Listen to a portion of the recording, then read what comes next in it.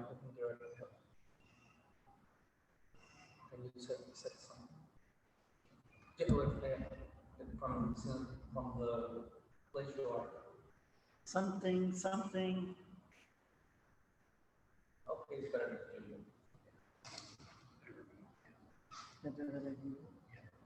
Because the filter is.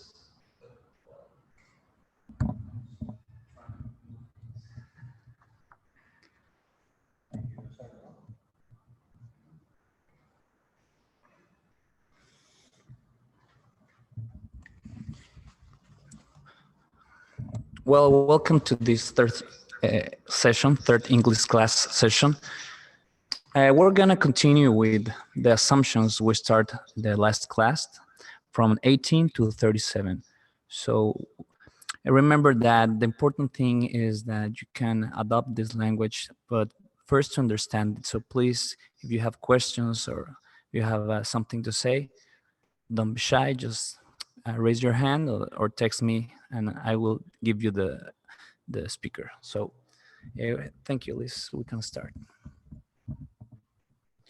Program 3, class session 3 by John Worthington, number 18.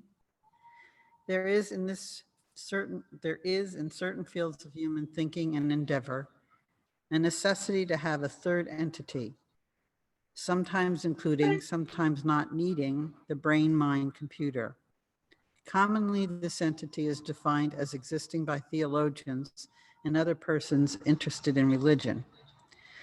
Whether the term spirit or soul or other is used is immaterial in this framework.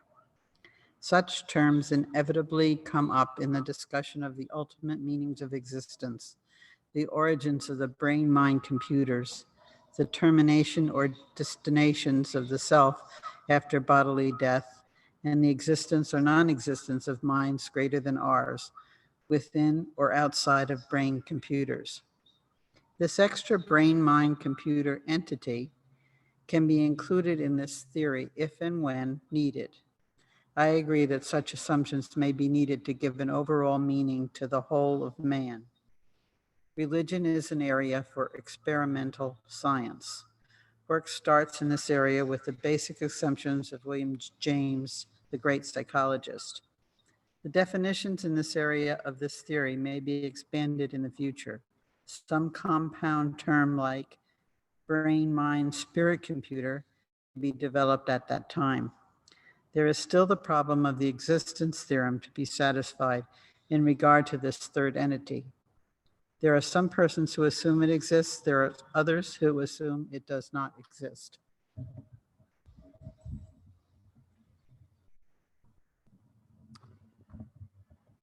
Well, this is an interesting concept and one that we really do have to consider it from a number of perspectives. The easiest perspective is to think about the soul or the soul concept as being necessary as a platform from which to observe our thinking processes. Not good or bad, right or wrong, but as something that's more permanent than us, okay? So we have a place to stand outside of our particular life and see something. That may be true for a lot of concepts of that nature. And so you have to take it a step or two further, because it's like Lily's talking about here. He says, all right, you have to think about this as, what if it's a mind-brain computer as well? What if it's a computer? What if it does programming of its own? Now, one of the things that I've considered a lot about with this is because people talk about the soul a whole lot, and that doesn't mean that they understand anything about it. They just talk about it a lot. And I've had occasion to be thinking about this for damn near all my life. So, these are some of my own personal conclusions, and they don't mean anything other than I've concluded this, and you can take it or leave it, and take it for what it's worth with a grain of salt, because it's just what I think about it, okay?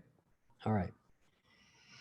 I'm quite convinced for myself, or maybe I just have to believe for myself, that there is in fact a soul entity or an energy entity or a spirit entity of some variety or another that exists.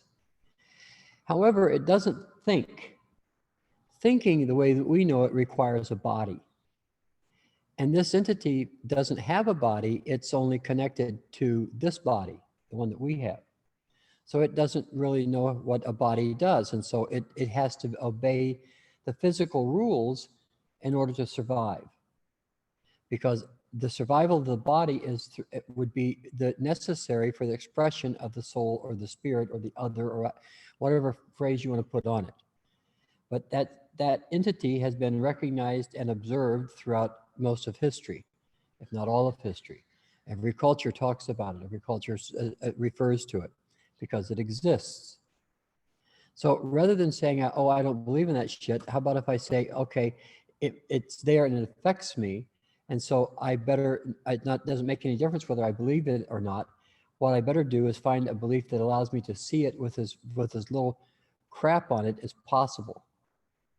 That's why we do the functions class. There's not because they're wonderful solutions to the idea of spirit and the spirit existing in your life, but because they're a relatively clean set of concepts that allow you to observe spiritual realities without putting any religious or moral connotations on it at all, if you'd like. Of course, everybody will and can go put moral connotations on it as soon as they can, but it's not necessary because this is set up in a programming terminology. Which brings me back to the point of this particular idea. People often come and float and they say, well, this is a therapy, and they want to know what the therapy is. Well, it's not a therapy. Floating oven by itself is simply you reprogramming yourself at a different level. That's all floating really is. Or floating could also be thought of as just being relaxation. However, when you add the ammunition or you add the information actually that we're speaking of in these classes to what you already know about your own thoughts, you get a chance to examine what you're thinking with rather than somebody telling you what you're thinking with when you float. Okay, floating gives you that opportunity of being able to examine what you think with. And that's an important idea, especially if you can add the concept of the soul to that idea to say, okay, where am I going, and what have I been doing all this time if I'm being directed by a set of functions I've never seen? Trust me, that's an interesting adventure to discover that for yourself. And if you can, that's great. If you can't, well, that's great too. It's just you don't get it done this time. Maybe you get it done the next time. And if you notice that for me, at least, I have to think that we evolve with time. That how we express the soul in the body evolves with time.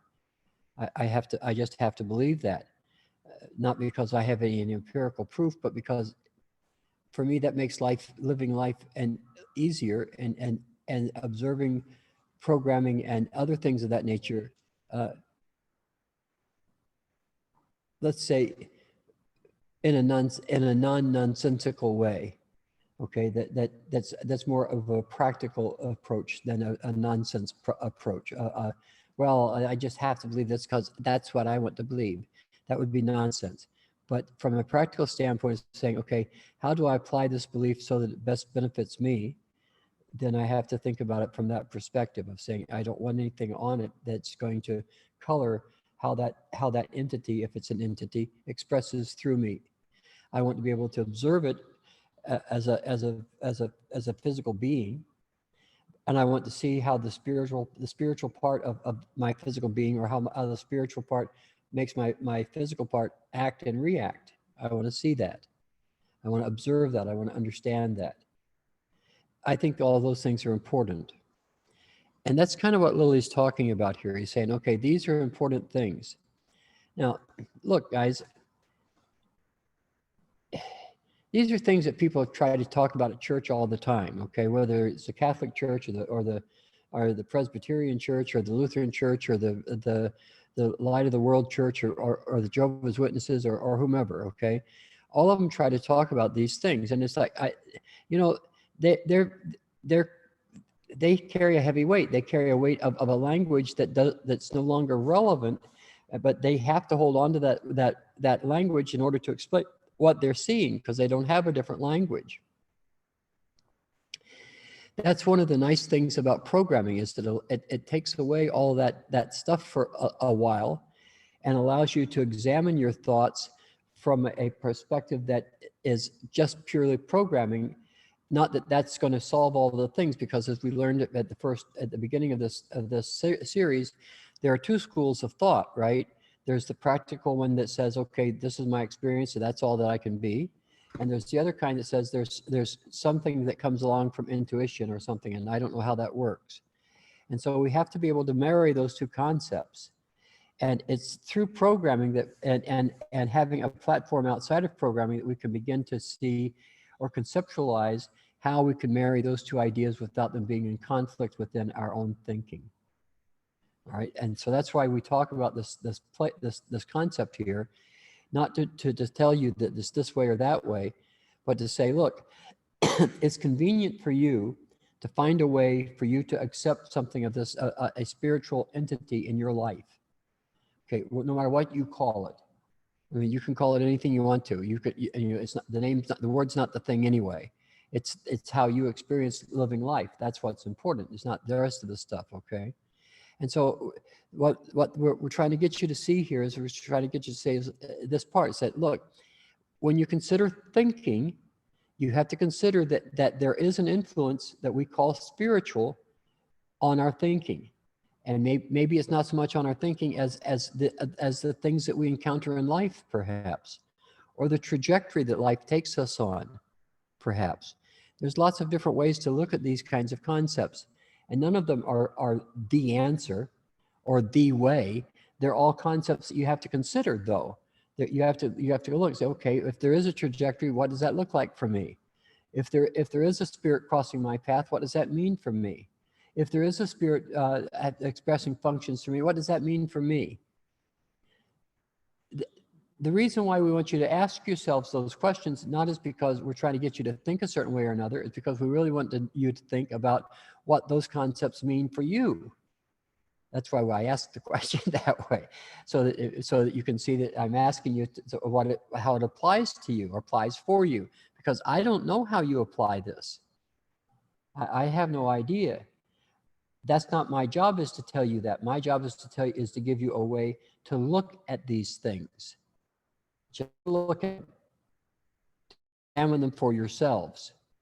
I don't think that you have a way of doing that at the moment. And so that's the reason why we present this data, so that you have a way, or this information, so that you can begin to build a way for you to see how your thinking works. The tanks, therefore, are an intricate part of that, because they mark for you probably the most, well, let's say they mark for you the deepest part of your thinking that was aware of itself. Okay?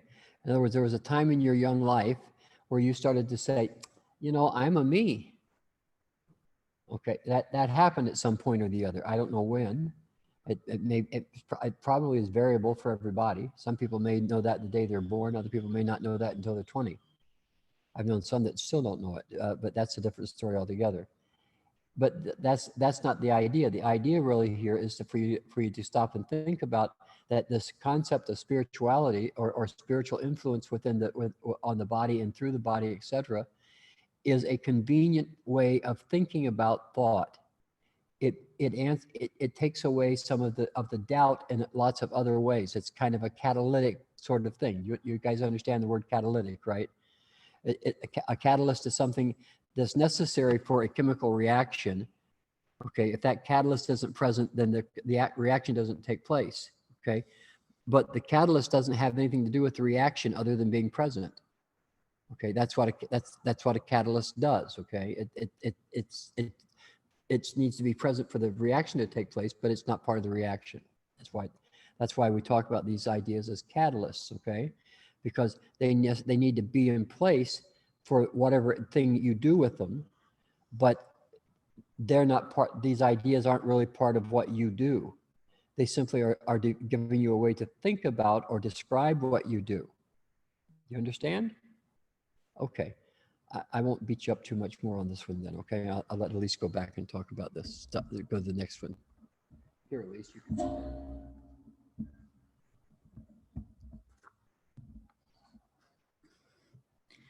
Certain chemical substances have programmatic and or metaprogrammatic effects. Namely, they change the operations of the computer, some at the programmatic level and some at the metaprogrammatic level. Some substances which are of interest at the metaprogrammic level are those that allow reprogramming and those that allow and facilitate modifications of the metaprograms. The old terms for these substances are loaded with diagnostic, therapeutic, medical, moral, ethical, and legal connotations. To be scientifically useful, the social connotations are removed.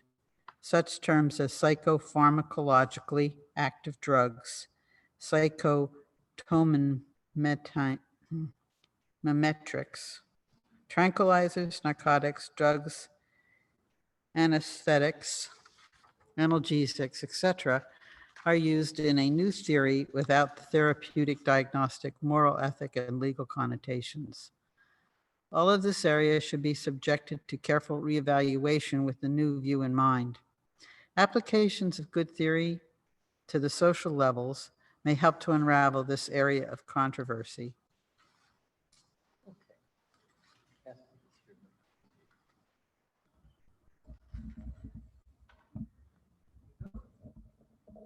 Okay, let's take this apart a little bit at a time. First of all, he's saying, okay, look, when you have a beer or a glass of wine, that's a metaprogramming altering substance, okay? And here's how it works. It changes the limiting parameters of your metaprogrammatic cells. Did that lose you? A little bit? Okay, I figured it would. All right, let's see if we can take it apart and extend it out a little bit more. All right. Look, let's start with a simple one, okay? Once upon a time in computer land, all the computers had green screens, right? And when you walked into a computer room, all you could see is green light, right? Because that was the only color they knew how to do. That was it. They could do green. That was it. They couldn't do red. They couldn't do blue. And it's like when those other colors start coming out, people say, "Oh wow, man, your computer does orange." It was really a cool thing, right? But now, I mean, computers do, they beat the rainbow. I mean, there's more colors on the computer than there is in the sky. I mean, there's just computers. There's just colors and colors.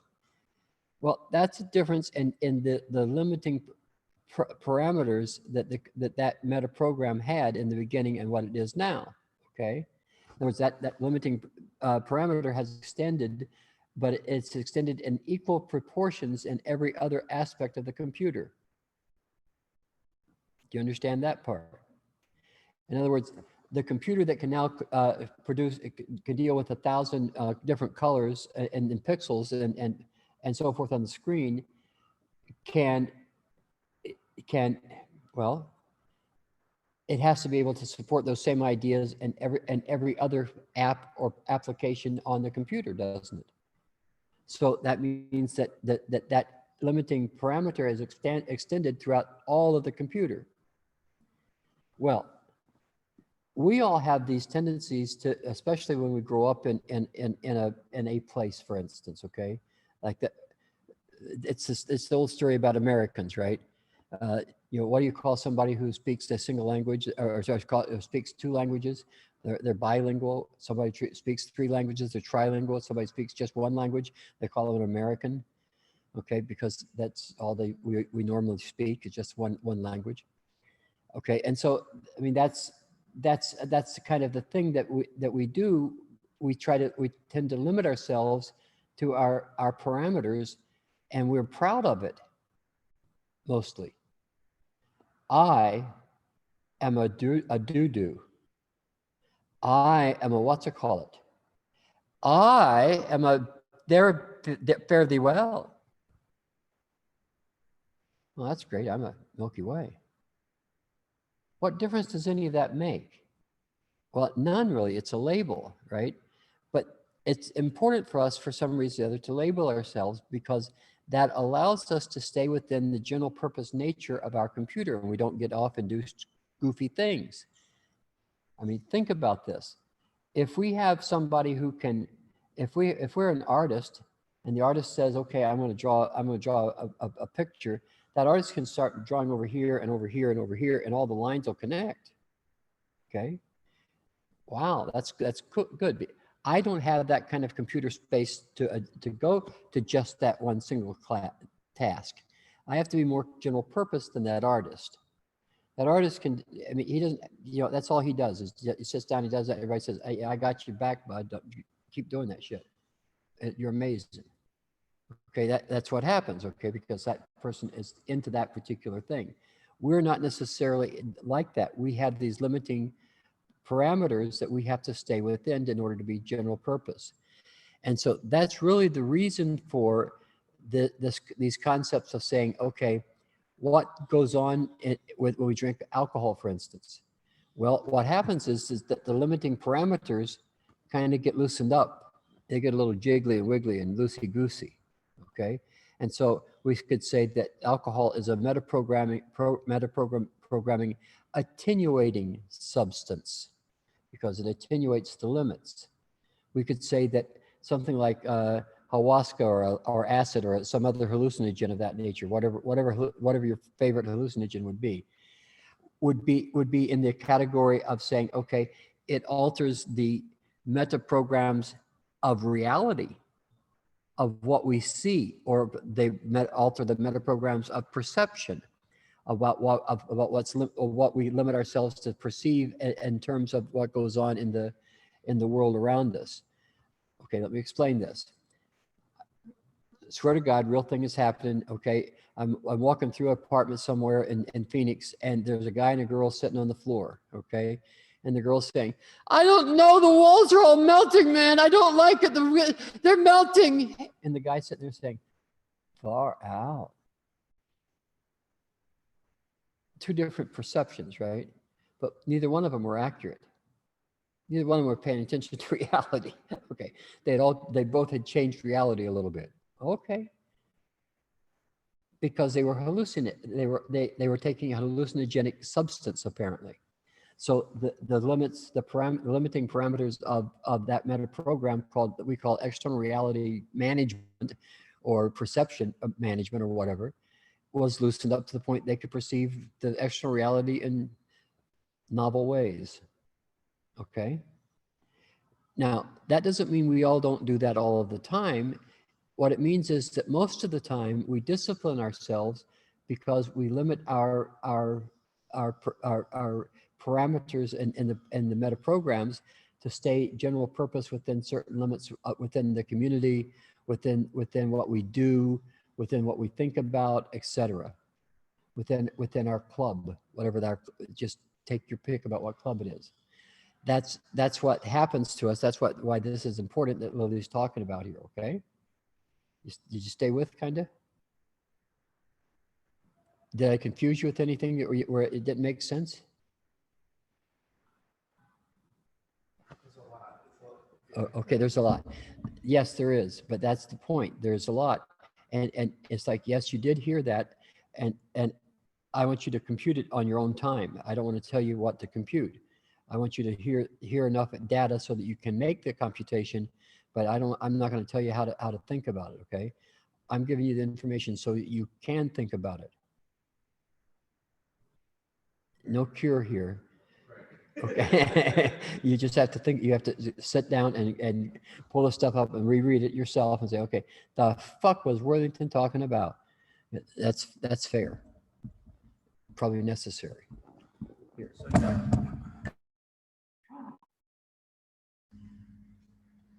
means that drugs allow us and show us how our perception is just one of too many.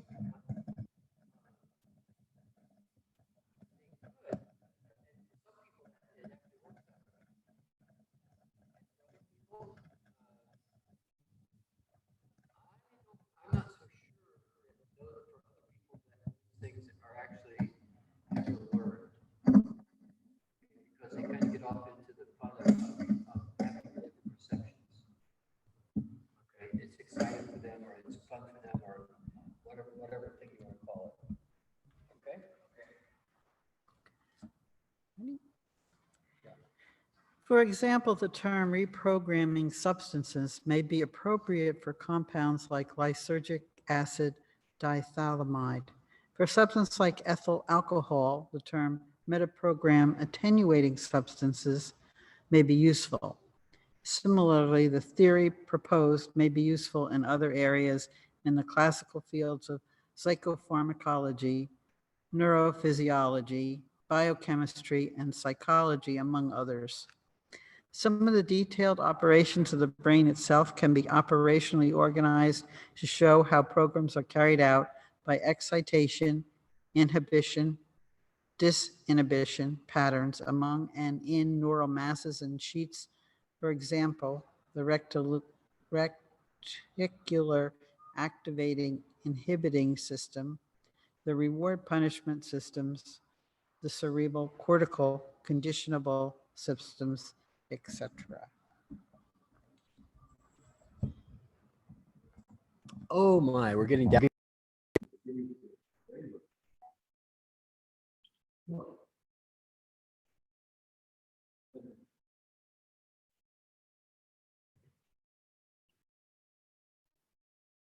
All right.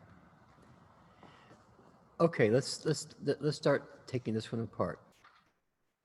First of all, he's talking about, he's saying, look, you know, to call something, well, a banned substance, for instance, or an illegal substance of something, puts connotations on the substance that may or may not really belong there. In other words, like what Lily suggested, he says, okay, for instance, if you take something that as dangerous as LSD and you call it a reprogramming substance, then do you look at it differently than if you look at it in terms of an illegal substance that you're taking on the sly when mom and dad aren't watching? Do the two ideas the two ideas appear to be the same thing? No, right? In other words, if you call it a reprogramming substance, then you have to stop and say, okay, what can I reprogram with this? Okay, if it's, oh man, we had a good trip the other night. Really? Did you reprogram?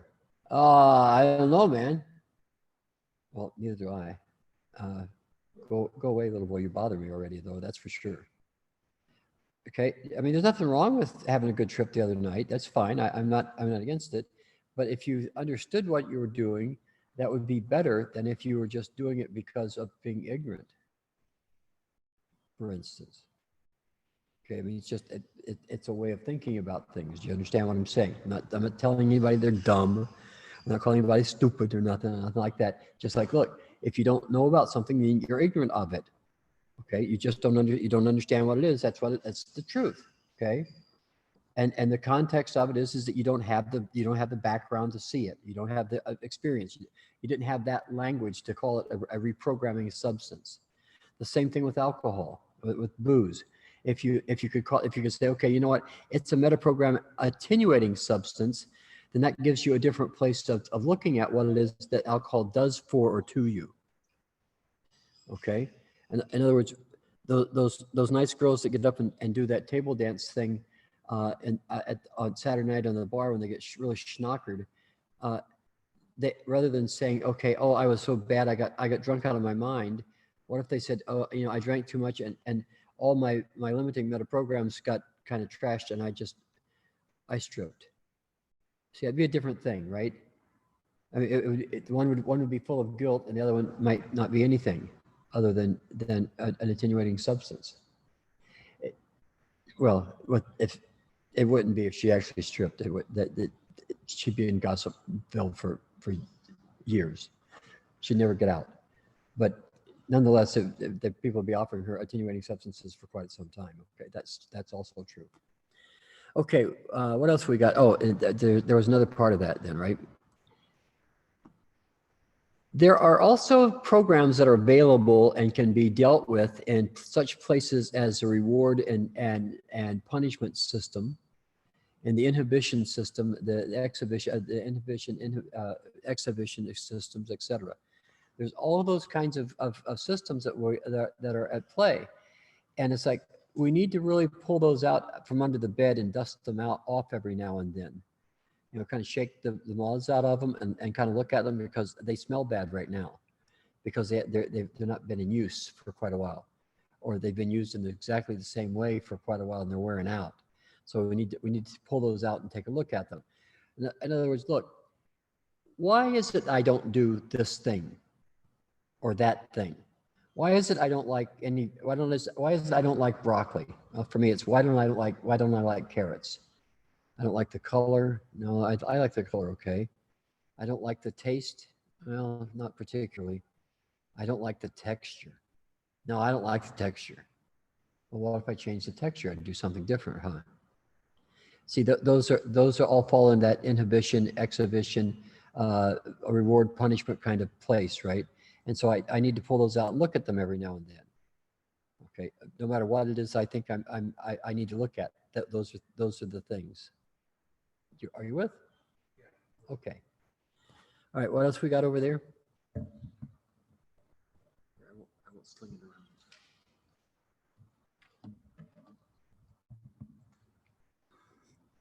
It is not intended that I be dogmatic in the new definitions of this version of the theory. Speed in the recording of the ideas is preferred to perfection of the concepts and deriving the ultimate in internal consistency. As the theory grows, so may grow its accuracy and applicability. It is intended that the theory remains as open-minded as possible without sacrificing specificity and hazy generality. The language chosen is as close to basic English as possible.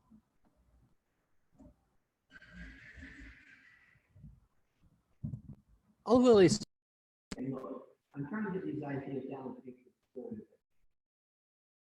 and you know, it's going to be revised because I just don't know enough stuff.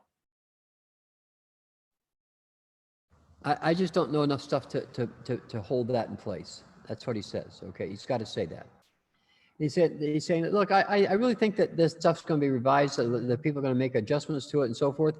But you know, I'm writing this down in as plain in English as I can write it down, so you guys can understand what the hell I'm talking about here. Okay, and it's been pretty plain English. It's just a matter of finding where it applies to us. And you know, that boy, I tell you. Remember not last week. Next week we're going to talk about evasions, okay? And when we talk about evasions, what you'll see is that you'll see that we will evade some of these things. We'll pretend like they don't exist. I mean, we'll walk right by it like we're whistling by by a graveyard at 2 in the morning. I mean,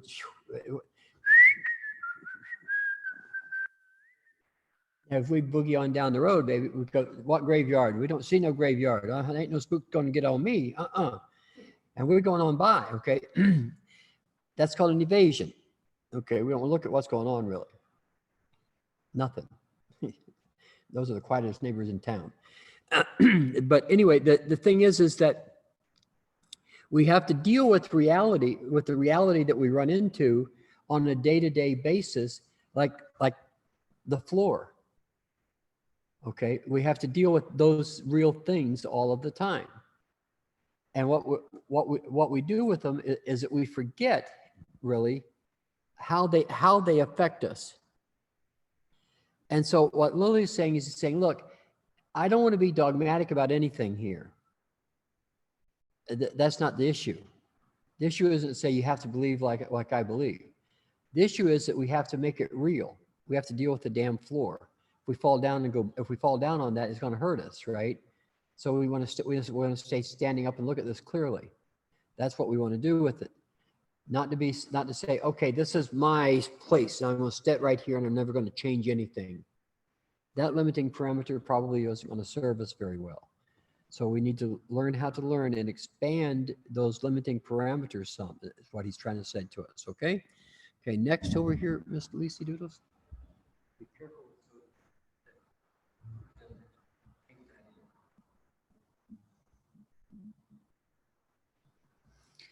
As the theory develops, a proper kind of symbolism may be developed to succinctly summarize the points and allow manipulations of the logic to elucidate elaborations of the argument in various cases.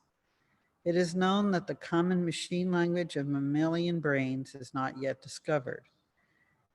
The self-metaprogram language is some individual variation of the basic native language in each specific human case. All of the levels and each level expressed in the self-metaprogram language for self-metaprogramming cover very large segments of the total operation of the computer, rather than details of its local operations. Certain concepts of the operation of computers, once effectively introduced into a given mind-brain computer, change its metaprograms rapidly. Language now takes on a new precision and power in the programming process.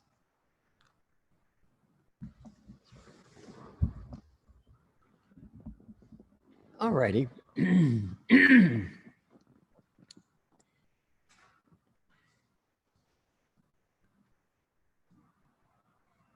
A little while ago, I was talking to you guys about this concept of limiting parameters in the metaprograms that we all have. Okay, think about it from this perspective for just a moment, because what Lily said in the last in the introduction is of this concept. She said metaprograms. The self-metaprogrammer works directly only on the metaprograms. And the metaprograms work directly only on the programs themselves. And we're beginning to get a picture of that actually by saying, okay, the parameters, the limiting parameters of what colors we can have in the computer, the limiting parameters of what fonts we can have, about how many pictures we can have, about whether we can play music, whether we can connect on the internet on Wi-Fi, on 5 Wi-Fi or whatever that new Wi-Fi is, or whether we can we can connect to the new cell phone connection more rapidly. All of these things are additions to or upgrades to a computer. But we ourselves kind of get ticked off when we're asked to upgrade our computers, we ourselves. It's like we're going to have to shut down for 10 minutes while that thing downloads, and then we have to reload it or something. Well, gee, getting in the tank and floating is a really good way to get that download all the time. Okay, until you get happy with with the operating system that you can build. One of the things that you need to consider is that there is a language that you metaprogrammed yourself with. In other words, there's a self-metaprogramming language. Okay. And it's a variation on the language, whatever language for you, it would probably be French, right? For me, definitely going to be English, okay? For Vince, we don't know. He's such a hybrid individual that we don't really know what it might be, but we suspect it might be Spanglish, but we're not sure, okay? It could be. For Luca, there's no doubt about it, okay? It's highbrow Spanish. Okay, sort of, and for Elise, it's what Daddy said. Okay, now we don't know really what that looks like for you, and neither do you. You have to consider a couple of things here, right? For instance, one of the things you have to consider is what if it's visual for you? What if what you learned in the early going of your life was visual? What if it was auditory? What if it was visual auditory? What if it was percussively visual auditory? I mean, those are all kind of cute combinations that boggle the mind when you think about it. But maybe if you think about the rhythm at which you do things, for instance. Are you in a hurry so much that you're always pushing things that you don't get so fast that you don't get it done? Oh, maybe you learned to be too pushy when you were learning that rhythm thing back when you were a kid. There's all kinds of things of that nature that you can run into, guys. Okay, it doesn't mean anything particular. It just means that you can run into them. They're worth examining because changing the rhythm of how you do things Boy, that can change about just damn near everything that you do. Changing the key in which you're singing can change everything in your world, really. In other words, if you can lower that key a couple of octaves, or even a couple of notes, it makes a big difference in how you can sing the song and how stressed it is for you. Just slowing it down perhaps is a better idea. There are a number of those things like that that are so deep into our psyche or into our thinking that we never really look at them, and we should. We should take them out and kind of dump them out on the table and get the iron out and take the wrinkles out on them. Sew them up where they're torn, and look at them a little bit and say, okay, well, this will work. And then we put it back where it came from, and we pull it out occasionally and give it a maintenance. How hard could that be, right? Okay. What else we got over there, Elise? You got another one? You got something else you want to talk about here?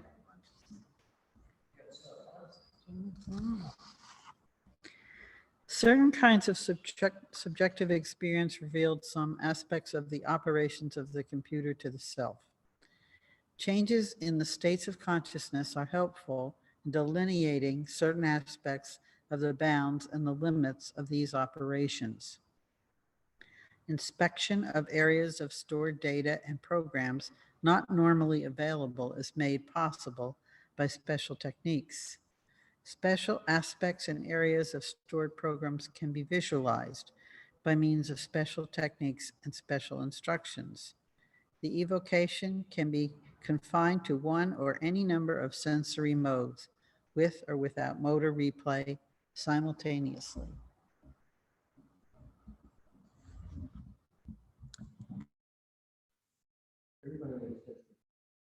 Oh, that's so complicated. I wish I could do that.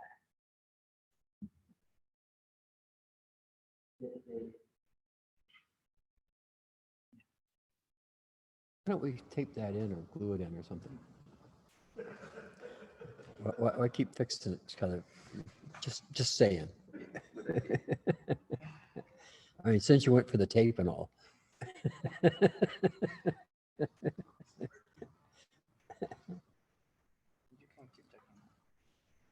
Okay, I can keep talking. Thanks. Well,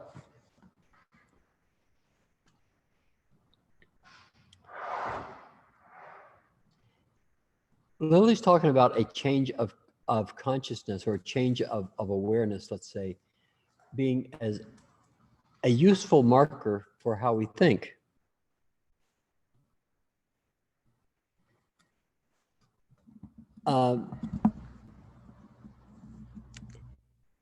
Floating in the tank is one instance of that happening.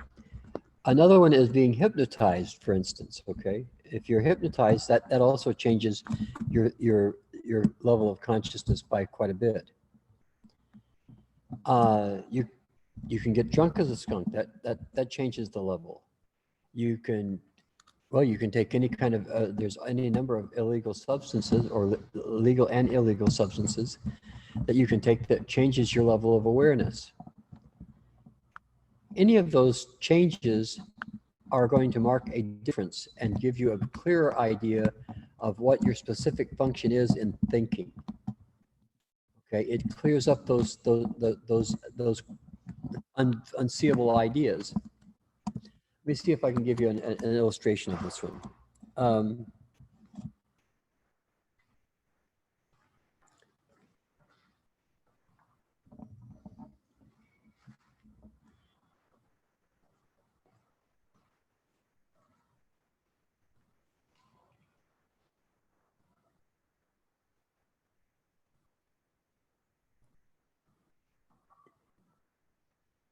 People always say that they're independent and they do what they want to do. Okay, this is something that people always claim. Okay? I'm an independent person, and I do what I want to do. I don't do what anybody tells me. I do what I want. That's what I do. Puff, puff, puff. They all sound English when they do that. I don't know why, they just do. And so the thing is that we get in these places where we say, okay, I can't change this because this is who I am and this is what I'm all about and so forth, right? And then one day, we catch ourselves driving down the road,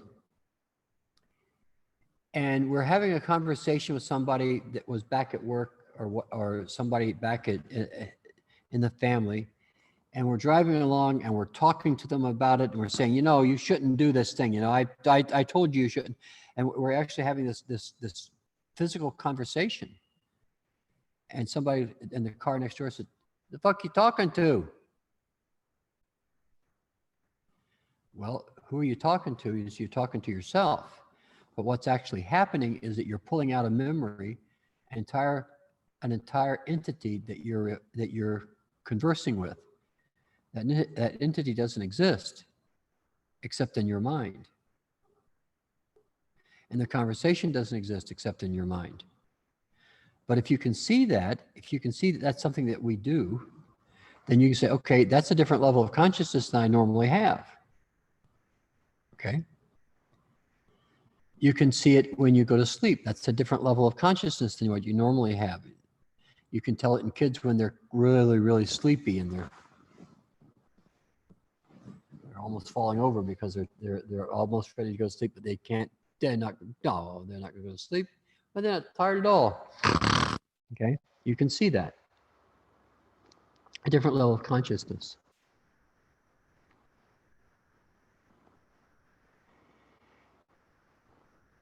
There are lots of those things that we experience all of the time, and we don't notice them because we don't know that they're different levels of consciousness. And so we tend to have to be hit in the head with a hammer.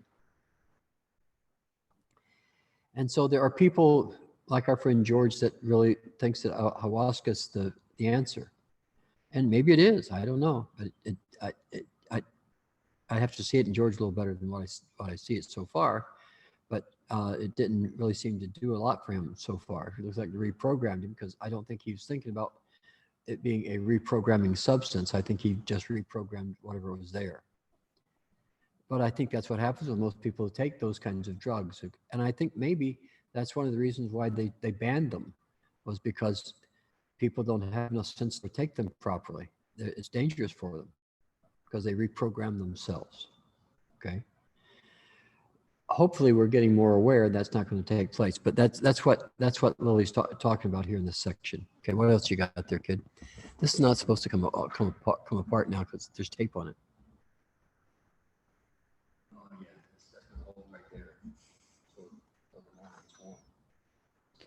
After and even during evocation from storage within certain limits, desired attenuations and corrections, additions, and new creations within certain half-lives can be made.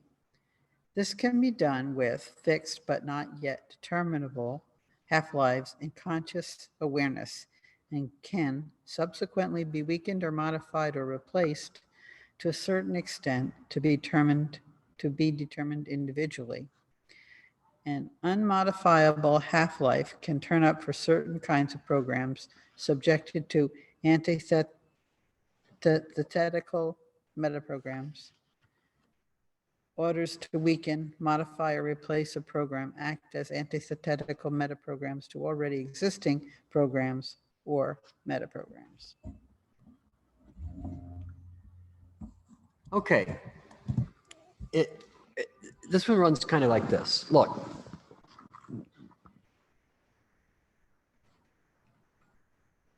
If we can remember something, this is what the Memory Hackers video is about, okay? If we can remember something, I will guarantee you that every time that you pull that memory up and you remember it, it will be a different thing when you put it back to bed, okay? Because that's what happens, is that we grow new synapses around the remembered item, and the new synapse we actually grow a new synapse for this new memory.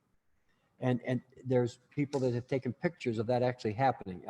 How they took pictures of it, I don't know. And I don't want them taking pictures of that in my brain, because I think they have to get in there and set up a camera or something, because I can't see how they did it. But I know that that's what they did. I do know how they did it, but I not with a camera in my brain, that's for sure. But anyway, the thing is this, is that whenever you set up a memory like that, it has a half-life. Okay, it does. It only lasts a certain length of time before it goes back to a quarter of what it was before, what that additional thing was, and then it goes back to an eighth, and then it goes back to et cetera, like half-lives do, right? Okay, now, here's the thing about this. If you reinforce that half-life program or reprogram, then you extend the half-life, don't you? Okay, and so if you can reinforce, you can maybe reduce the half-life to the point that it doesn't make any difference, not in this lifetime anyway. That's what Mom did. I mean, Mom told you about things enough times until you can't get rid of it now. Okay, it ended up being a meta program that you can't, if somebody tries if you try to weaken that meta program, Mom comes along and says, hey, what's this? You're trying to remember who said this to you, huh? I'm your mother. That happens every freaking time you try to take something away that your mom told you that you have to remember, right? Like make sure you have clean underwear when you go out, because who knows? You know, all that kind of stuff, right? Okay, so. We make it our truth. Pardon? We make it our truth. We don't know this. Not really. It's a program without a half-life. We can't change that. We can't change. I mean, you can call it, make it a truth if you want to, but truth depends on context, and this doesn't have a context. This is just flat out the way it is. Okay, and every context is the same. Okay, that's just how it is. But reinforcing a program will reduce the half-life effect. Okay, but at the same time, there are programs that have a half-life that we just, for instance, an alcoholic, right? That program has a half-life, and they say, I don't need it. Give me that damn bottle. Okay, and it's like that's a predictable amount of time that they do that. It's a determined length of time. I watch it in terms of agreement often. How long does somebody go before they have to reset the entire agreement they have in their life? Some people can do it for a week. Some people can do it for 2 or 3 days, maybe. Some people can just do it. But most of the time, people try to change it every 20 minutes or so. It's not really 20 minutes. It's more along the lines of 3, 7, and 9 days before they try to change the agreement. They try to reload the whole thing. Because that's what it is consciousness stopping and looking back and saying, oh no, I can't do that. We'll get to this another time, but that's what consciousness does.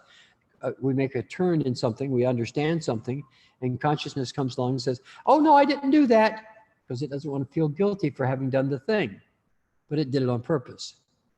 Crazy stuff, but we all do it, okay?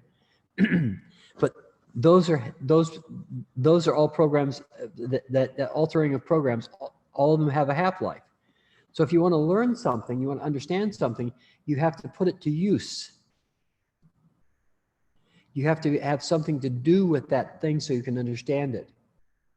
Then it doesn't have a half-life anymore. It becomes something that you are constantly reprogramming and upgrading so that it does not have a half-life, because that's what you do. For instance, you teach languages. So every time that you talk with people all day long, you're saying, okay, wait a minute, I can do this better the next time. I got an idea about how to explain this better. Okay, and so what you do, if the half-life comes up, you say, oh no, I can improve on this. No, don't. It's not going to go away. We're going to make it better. Okay, that's what goes on. We learn how to do something. Okay, and that's called learning how to learn. It's a meta program. It's something we have to do on the metaprogrammatic level, because we have to expand the limits of our parameters. Okay, of our limiting parameters. We got to move them out further. And so every time we learn how to do something better, we say, and so all of it goes out a little bit further. Okay, oh look, I can do this now. I know how to do this in all those places. La, la, la, la, la. That's what happens. Well, not exactly, but kind of. You got the idea. Okay, what else we got over there?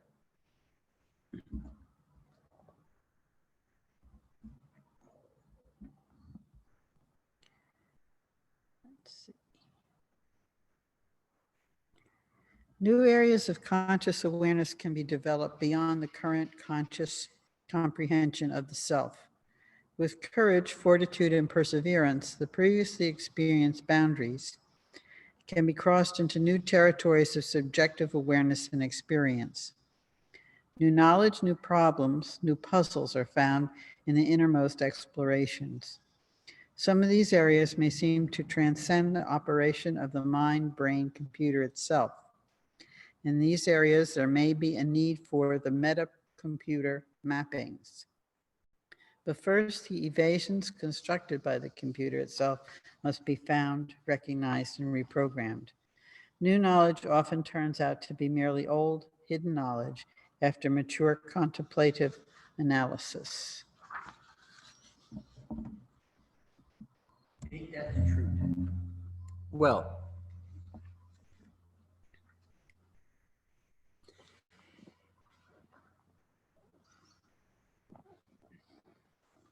I knew this lady one time that swore and be damned that she couldn't remember anything before 12 years old. And if you try to force her on it and ask her questions about things that happened to her before 12 years old, she'd just get to be mad as an old wet hen. She just wouldn't have any of it. You know, she that was her story and she was going to stick to it, right? So what she was saying is she wasn't going to expand her awareness beyond what it already was. She just wasn't going to do that. Because as she looked back there in those areas before she was 12, there may have been some things in there pretty scary. And she didn't want to know about those things, ever. Neither did I, okay? She had them all roped off in one place and so forth, and they affected her like crazy, but she had them roped off and she knew where they affected her, and she was a fairly competent lady, okay? Fairly.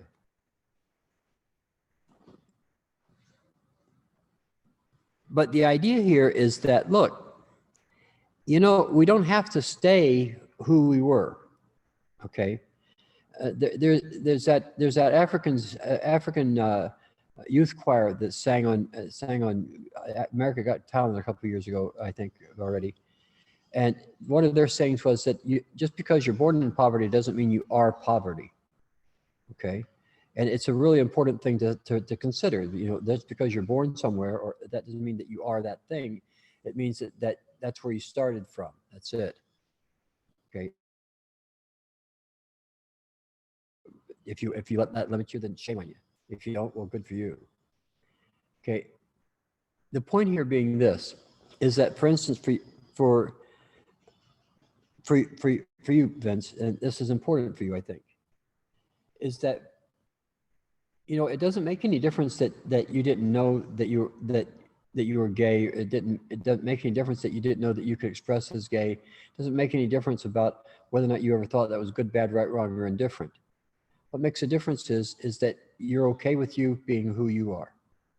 That's what makes a difference. Do you understand that? Can you actually wrap your mind around that, embrace it, etc., without it being an embarrassment to you? Because I hope that you can, because there's no reason for it to embarrass you, okay?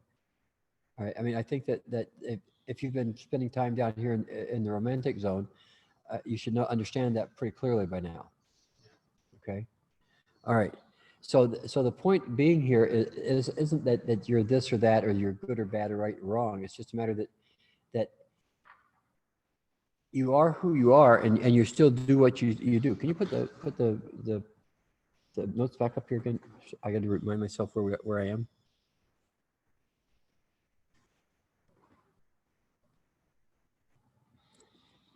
Okay, here's the thing, and this is where it's important, actually. The computer itself does that reorganization. It isn't somebody. It isn't that you learn. It's the computer reorganizes itself. Okay, it makes itself more efficient.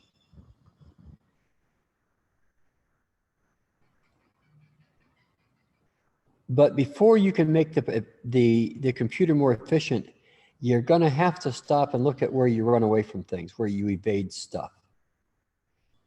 Okay, like when you were here for functions class, you ran into a couple, 3 of those, I think. I think Luca ran into 1 or 2 of those during that time too, where you run into things, saying, "Oh, okay, damn that, yeah, I don't like how that is," So the computer rewrites whatever that is, okay? And it's important that for you to rewrite it, that you don't pick up a bunch of guilt to smear all over it, right? You don't want to roll it in crap before you put it in the oven to bake it. You just don't want to do that. It's bad form. It tastes bad. Not good health at all.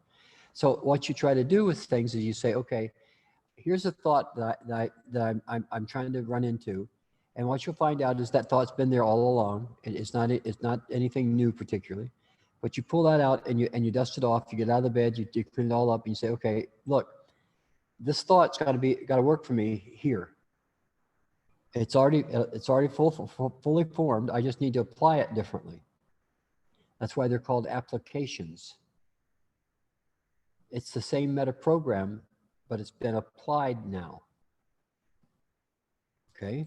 So that's what you want to do, is you want to apply these meta programs that you're learning about, but in terms of limits, not in terms of, oh, this is right, this is wrong, this feels good, this is what I want. None of those things. Just in terms of limits, let's say, okay? The parameters that are limiting you are kind of expanding because of just being here, right? Cool. That's what we're talking about right there. That's the point here. And it's like what's expanding is stuff that's been there all along. You just haven't been able to see it. You didn't have the language. It wasn't time yet. There's 1,000 explanations, and none of them make a damn bit of sense. Okay, one day it's there, and the next day, the day before, it wasn't there, but it was something there all along. Now, I don't know how that works, but it does. Okay. I want to think like that's why that rewrite of belonging is actually trying to get an idea of that these things that I'm doing. Damn, that was something that took place at a visceral level for you, actually, did it not? Okay, that's what we were talking about just a moment ago about certain aspects of the operating system. Once they're recognized and changed, they change wide swaths of the whole computer, right? Yeah. Okay, now you got a Kodak moment there for that one right there. So you can save that, Here you go, Elise.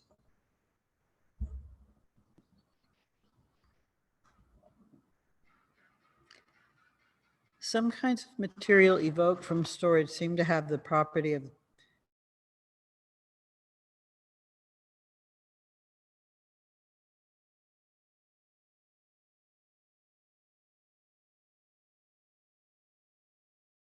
organisms through the genetic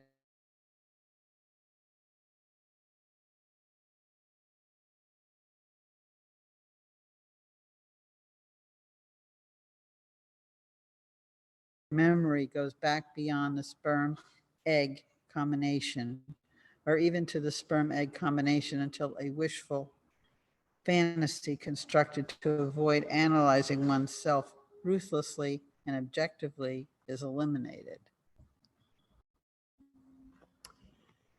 Okay.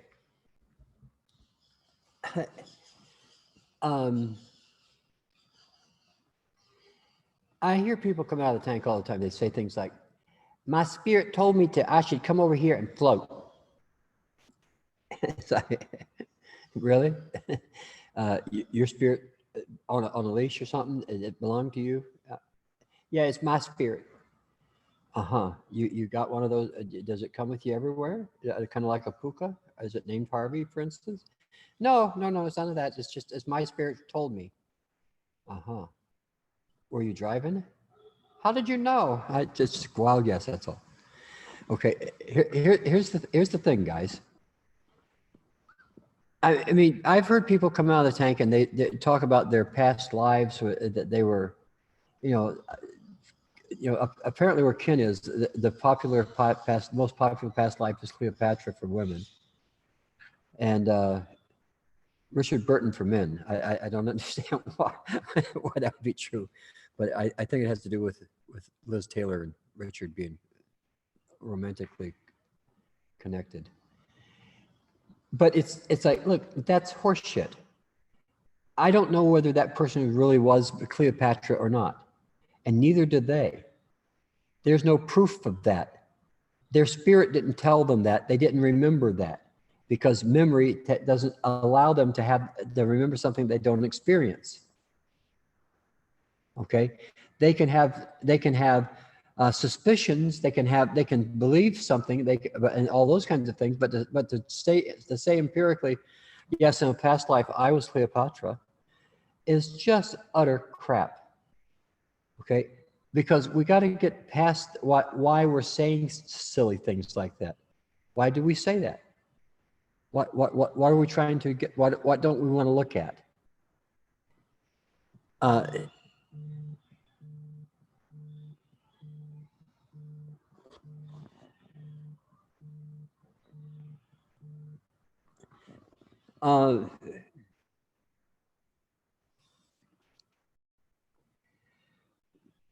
One of the things that happens for us here is that we get in these places where we evade what we want, what's actually going on for us. We don't want to look at it. It's scary. It really is, because we think it's something other than what it is. We call it something that it isn't, and so we evade it. We don't set it down, lay it out, iron it all out, and see where the wrinkles are, and pick it back up and see what we need to fix in it. We say, "Oh no, we can't look at that." Ooh. And we hide it over there somewhere under a rock. Okay, that doesn't ever work for us very well, because it doesn't allow us to learn and grow. That's all. Not a bad thing. It's not a good thing. It's just inconvenient as hell. We don't want to do those kinds of things to ourselves, because we're evading we ourselves. If we can stop and look at it, the computer will just automatically adjust to whatever that needs to be done. That's how it got there to begin with. It was automatically adjusted into place.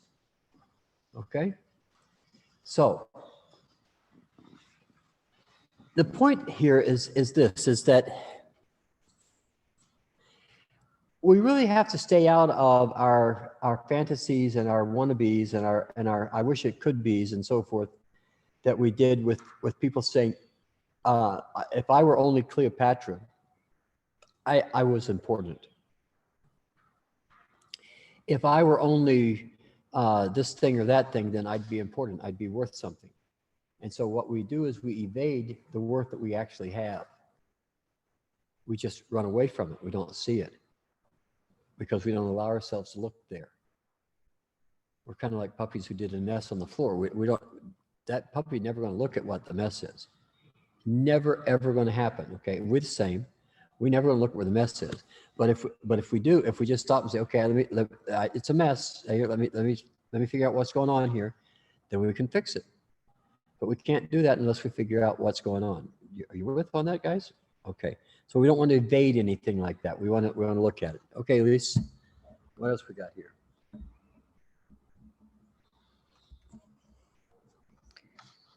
Apparently, not all programs are revisable. The reasons seem various. Some are held by feedback established with other mind-brain computers in the life involvement necessary for procreation, financial survival, the practice of business or profession. Other non-revisable programs are those written in emergencies in the early growth years of the computer. The programs dealing with survivals of the young self sometimes seem to have been written in a hurry in desperate attempts to survive. These seem most intransient.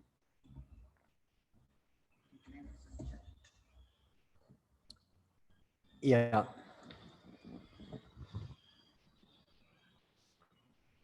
Even those aren't that can be overcome anymore, but they are difficult.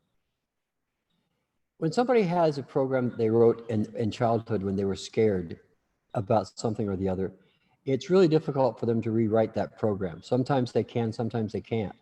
Sometimes the best thing to do is to strap around it, is to figure out something for them to do so they don't have to use that program ever, or they don't have to fall into that program. Okay.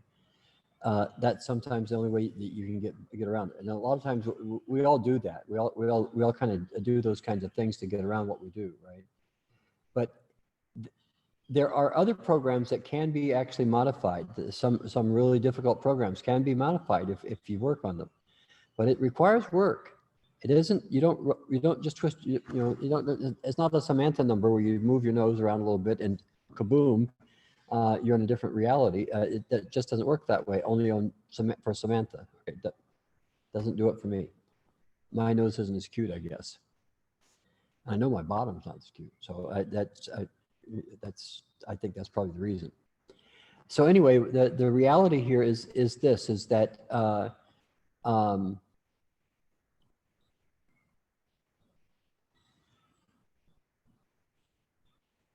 what we want to look at is we want to look at whether or not we have programs that are going to be able to be changed, or are they not. And if they're not, let's be realists about it and say, okay, I'm not going to change that program. I'm afraid to look at it. I don't want to, or whatever. Okay, then can we get around it? Because does that limit the parameters anyway? That program, if it doesn't limit the parameters, we can leave it in place, and we can expand the parameters in other areas if you want. But you're going to have to expand the parameters out beyond where that program is limiting you. Is that okay? Generally speaking, for people, they can do that. It's like the guy who's the artist, right? He has that one thing that he does. They have that one thing they don't do. You understand how that works? Okay, but the rest, other than that thing, they're fine. Okay, that's the ideal. Okay, what else we got here? Oh my, priority list of programs. Priority list of programs can function as meta programs. Certain programs have more value than others. By making such lists, the individual can find desired revision points for rewriting important meta programs. In other words, it is important to determine what is important in one's own life.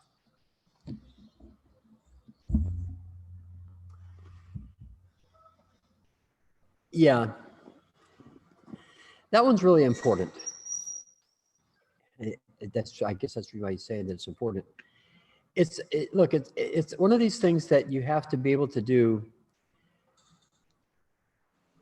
with brutal honesty with yourself, not with somebody else, but with you. Okay, you got to be brutally honest with yourself.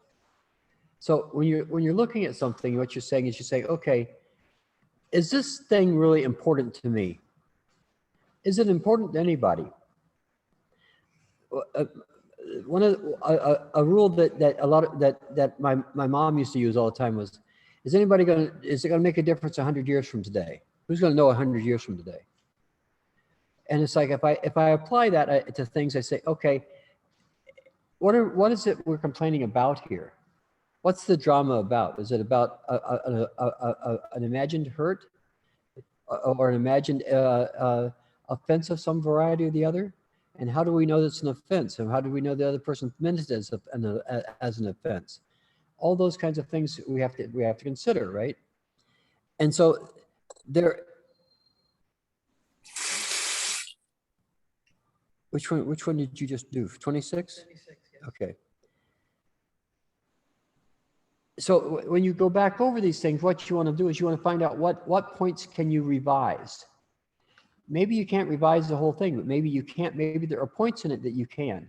Maybe you can pull out some points and say, okay, if this weren't true, then this one over here would be that important. Okay. Let me give you a couple of for instances. Okay. I'm going to use you again because you're here, and I get to pick on you. Is that okay? All right. Here comes. There was a point in time where you had to revise a program that said, is it okay for me to be gay? You had to pull a point. There was a point you had to pull out there and say, you know what? I'm a human being, and I can be as I have to be who I am. I think I watched you do that one afternoon, where you came to a point where you actually said, you know, I'm going to revise that right there. That point, I'm going to change that point. And it's a good thing. It's a good thing to do that. Okay, nothing wrong with it at all. Because what you're doing is that you're taking a program that you're not going to change. It's not revisable. Like, you can't do anything else with it. Because you are gay.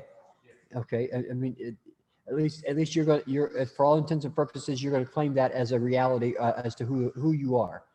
Okay, which is fine. I mean, I'm just trying to say it as accurate as possible. Okay, all right. Now, but the thing is that it had to be okay with you too. It couldn't be something that, oh my God, I'm gay. Well, oh my God, why me? You know, if you have that attitude about it, it's going to eat you up forever and a day. So but once you get the attitude and say, you know what, yeah, I am, and so the fuck what? If you know, I'm not trying to I don't want to get in bed with you because you ain't gay, dude. You ain't going to get it. Okay, you're with, right? Okay. So the thing is that those are revision points in a program that's not revisable. Are you with? Yes. Okay. I think that kind of explains what we're trying to talk about here. Okay, like because of those things that I am, there's no sense of like using it as a way to like worry or like, Or run away from something else even. yeah. Right. Right. In other words, but you've used it for years as an evasion, right? Mm-hmm. Okay. The basic bodily and mental functions programs and their various forms dealt with in verbal vocal modes, words, speech, etc., have been described in great detail in the psychoanalytic literature. Evasion, denial, and repression are varieties of metaprograms dealing with the priority list of programs. Metaprograms to hide, repress certain kinds of storage material are commonly found in certain persons.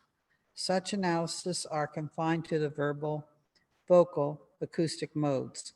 Encounters with other persons in the real world are much more powerful in terms of modifications of programs than either psychoanalysis or self-analysis. For example, learning through sexual intercourse cannot be given through verbal vocal mode.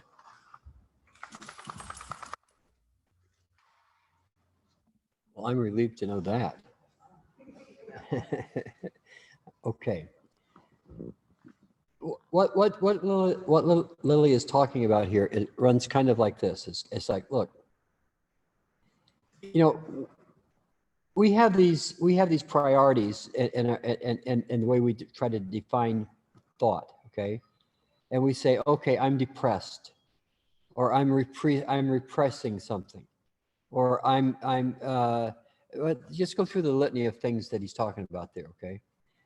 You guys can figure that out. But we have these words, and we give meaning to those words, and we paint them with a certain color of feeling, okay? I'm depressed. We don't ever say, oh, I'm depressed. We don't say it like that. We say, oh, I'm depressed. Because we always paint it with that ugly goddamn depression color, you know? We never paint it with a bright, cheery yellow. Did you know that there's really not a yellow? You know, when you see yellow on your computer screen, it's not a yellow. What it is a combination of blue and green. I mean, of red and blue, right? Make it yellow. Yeah. But it's a combination. There's not a single pixel on that keyboard that does yellow. They don't. They do other colors. They don't do four colors. Yellow's not one of them. Blue and red and green and I don't know what the other one is. Anyway, those are the deals right there. Okay. So here's the question for you.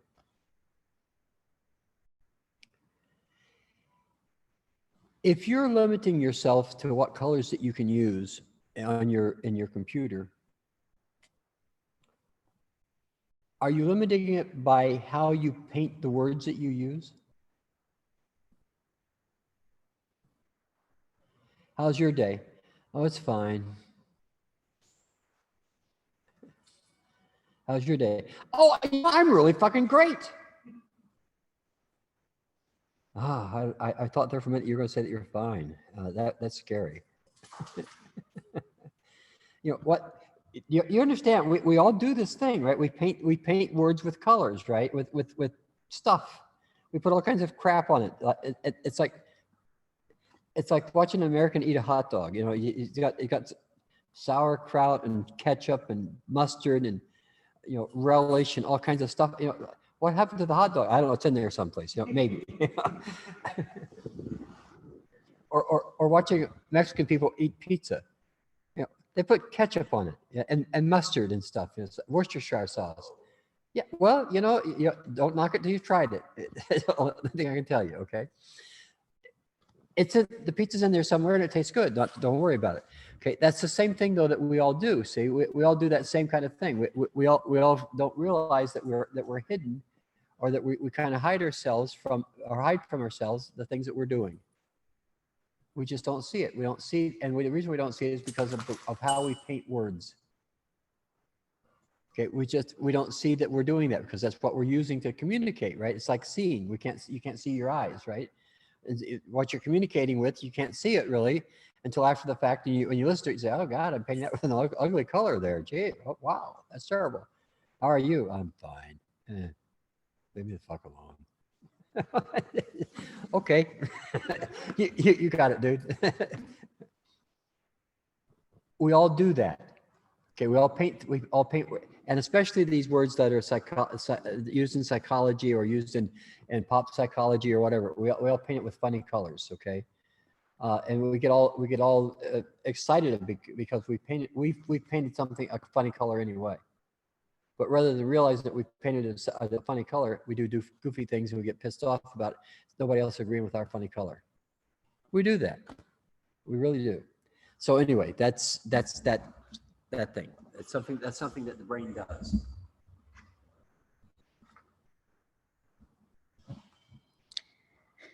The detailed view of certain kinds of non-speech, non-verbal learning programs, namely some of the methods of introducing such programs and parts thereof, are exemplified by the work of I.P. Pavlov and B.F. Skinner.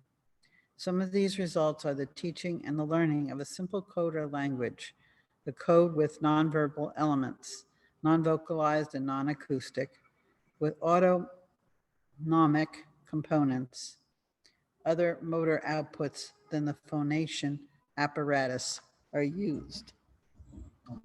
Yeah, this one's in not so plain English, Mr. Willie. I'm sorry, but it's accurate and it's efficient, but plain not so much. Okay, here we go. We learn things kind of by code, whether we know it or not, and we learn things the same as, hey, out. We learn things by code, even though we don't realize it. Just kind of like Skinner did or Pavlov did with the dogs. Okay, in other words, he never said doggy makes saliva. He said doggy, listen, ding, food, ding, food, ding, no food, and the dog said, oh, saliva, and so it sounded like I should have food there. Okay. And so Pavlov continued that until every time he rang the bell, the dog had saliva, whether it was ever food or not. Okay, that's how this conditioning programming idea started, and it worked. Skinner took it a little bit further and did some other things with it, more human. But the idea here is this: is that look, we're all susceptible to these kinds of coded learnings, especially from mommy and daddy. Especially from people in our clique, especially from people in our pueblo. In other words, in our tribe, what we do is this thing, and we learn to do it by code. We don't learn to do it because somebody says so. We all do this. We all dance the same dance because that's the code. Okay, and we all learn to do those things. All of us have learned these things. Doesn't make it good or bad. It's just that you have to be aware that you too have learned these things. Okay, that you have certain codes that you follow. Doesn't mean that you can't modify the code or anything. It just means that you have a code that you follow, that you learned that was not verbal. It's like sex. You can't explain sex verbally. You can do sex and you don't need to explain it. Okay, because you've had I'm not a virgin no more. Oh, okay. Now I got it. Okay, you can't explain it beyond that. That was it. Okay, and if you do try to explain it beyond that, you're really bad form. Okay, you don't not something we want to do. Okay, so the thing is that these automatic responses that we learn through code is there. Okay, it's there. I'm telling you, it's there. And you have to pay attention to those codes that you have and what codes that you have that you react to and with. Okay, because you'll have a reaction to something, and somebody said, well, why did you react like that? You say, well, I don't know. Okay. Maritza does that every now and then. Okay, she'll have a reaction to something, and you ask her, okay, Maritza, why did you have that reaction? I don't know. I didn't really want to have that reaction. She'll say, okay, that's cool, but you did. I know. Okay, and we all do it. Okay, I mean, really, we all do that. We all do that thing, right? We all have those kind of reactions where it's an impulsive reaction. We don't know why it's there or how it came out. You know, it's like we're barking at somebody really mad because we don't know why. Okay, because there was a code that they triggered in us. And in my tribe or in your tribe, whatever, we're supposed to react that way. Okay, that's what Lily's talking about right here. Okay, Elise. And so what we can do, we have to note it or we have to... Well, once you identify it, kiddo, it's pretty easy to see it and change it. But it's like the thing with the language, like you know, if you hear yourself, if you know that there's a code in there, and you say, okay, why did I react that way? Or why did I do it that way? Right? Then you stop. You can stop and say, okay, there's something there. I didn't think about that. Where the hell did I learn that? Oh, it's a code. I see. You know, and a lot of times when people say, well, I'm not in agreement with them about that thing. No one's ever talked to me about that thing, or I'm in agreement with it. I just dance the same dance that they do because I'm rhythmic. No, you're not. You're dancing to code. Okay. Whatever that is, whatever that dance is, whatever the code is. I'm talking about in general terms. Okay. It's not something specific. But we all have those non-specific or very specific to us ideas that we learned from the family. Okay. Somehow or the other. I got one for you. Something I still do today that I learned from my friend Harry and Mary Ellen Peterson. When they were married, right, and they had kids, and so I forgot something for the table. This is what both of them would do. You know, and they were clever about making that sound with their feet, right? So it sounded like they were going to go and then stop, and so the other one would get up and go. But they had a code about what that sliding the feet to get up to go meant. They didn't notice consciously. Oh, you know, I think that they noticed it consciously eventually, but they started when it started for them, they didn't, and they joked about it all the time. Okay, so, but it was a code for between them. The kids fucking did it. You know, the kids would be sitting there at the table, and so I forgot the milk, right? The kids would go, okay, to see who was going to get up and move, right? Crazy shit. I never do that anymore. Or any less. Okay, what else we got there, Elise?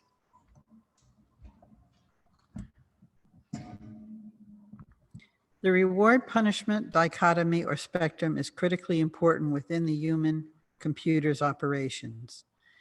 The fact of various C and S circuits existing as reward and as punishment systems when simulated by artificial or natural inputs must be taken into account. The powerful emotional underpinnings of movement toward and movement away must be included, as well as the acquisition of code symbols for these processes. Such symbols tend to set up the priority hierarchies of basic operational programs in micro format, nonverbal, and in macro format, verbal. Too often, accidental juxtapositions seem to key off improper hierarchical relations at the onset, with resulting priorities set by first occurrence, spontaneous configurations, unplanned and unprepared. With a new view and a new approach, with planned spontaneities graded by order of occurrence. Proper program priorities could be set at the beginning of the computer life's history. The maintenance of general purpose properties from the early human years to adulthood is a worthwhile metaprogram. The positive, pleasure-producing, and negative, pain or fear-producing aspects of the programs and metaprograms strike at the very roots of motivational energies for the computer. One aspect of lysergic acid diethylamide is that it can give an overall positive motivational aspect to the individual in the LSD 25 state. This may facilitate program modifications, but it also can facilitate seeking pleasure as a goal of itself. Oh my. Movement toward and movement away. How scary is that? I mean, really, how scary is that? What happens if you make movement toward? What happens if you make movement away? Those are scary thoughts. Those are scary actions. Let me see if I can demonstrate this one. Has anybody ever gotten a first kiss? Ever? Yeah, everybody got a first kiss? Okay. How did you know you're fixing to kiss? Really? How did you know? We spun the bottle. Not that first. That's not a first kiss. No. I mean a first kiss. Okay. Not spinning the bottle. God damn. I'm sorry? There's a code, isn't there? There's a dance that you do. There's a movement toward, and there's kind of an adjustment kind of thing. There's a dance that people do to say, "Oh yeah, we're gonna kiss." No one teaches you that, but you know what it is. Okay. All right. That's a movement toward, right? What happens though if you start to do that kiss thing on your part and the other person says, "Oh, excuse me, you've got really bad breath." That kind of ruins the mood, doesn't it? That's a movement away. Think about the value of those two ideas, just on that first kiss idea. The value of somebody moving towards you and somebody moving away from you at that moment. What is that powerful? Yes, it is, right? There are lots of those powerful movement towards and movement away thoughts. Lots of them, not just kissing. I mean, kissing is fun and it's an easy one to understand, but there's lots of those. When somebody says, well, I don't know whether I want to go out for, I don't know if I want to go on a picnic or not, because there's always ants. That's not movement toward. If you say, okay, let's go get McDonald's. Oh, I don't want to get McDonald's. Okay, that's not movement toward. If everybody say, okay, let's go to the beach, and so he's going to say, I'm afraid of the water, then don't go in the freaking water. It's good. And, you can go to the beach anyway. If you get over close to the water, we'll bathe you. Trust me. You need to get near the water. Okay, we're taking you. You're crusty. Okay, so there's movement toward and there's movement away, and they're very, very, very powerful concepts. But you got to think about that when every conversation that you're having, every exchange of data, you got to think about what you're doing and what the other person is doing with that information that's being exchanged, and over that information is being exchanged. Are you paying attention to where they move away? Are you paying attention when they move toward? Not necessarily physically, but maybe verbally, maybe mentally, in terms of the ideas that they're proffering. All of those things are things that one should be paying attention to, I think. All right. Now, let's see. Sometimes when we start ideas, and you got to think about this, that every time that you start an idea, every time you start a relationship, every time you meet somebody, the first thing that happens with that is you draw the blueprint for how that relationship or that event's going to take place between you. Okay, that's drawn right then. Okay, and you can rely on that blueprint being followed until it's modified. And so you need to be aware of first events, simply so that you know whether or not you got to modify the program or the drawing as it goes on, as you're building the idea or the relationship or what have you. Because there's going to be movements toward and movements away within all of those concepts. Okay, and we're just talking about movement toward, okay, movement away. There are other factors that are just as important that have those dichotometric concepts. What was ones he used here? The reward punishment. All these fall into the reward punishment concepts. What are rewards and what are punishments for you?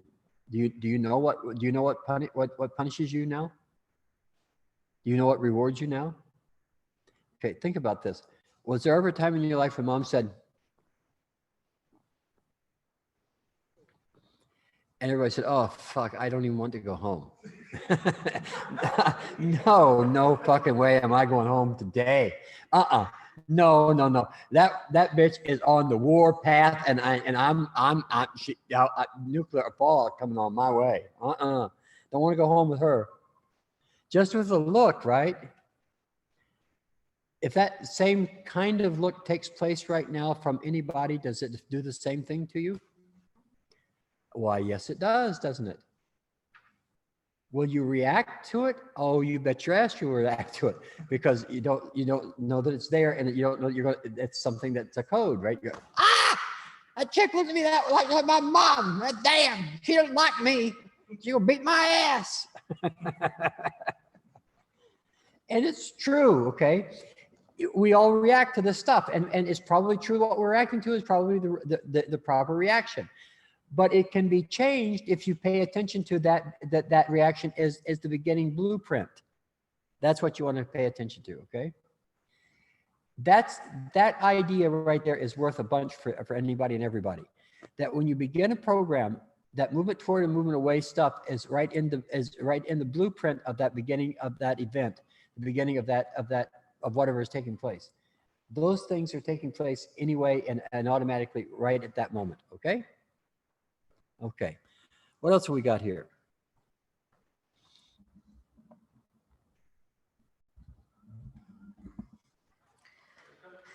Various special.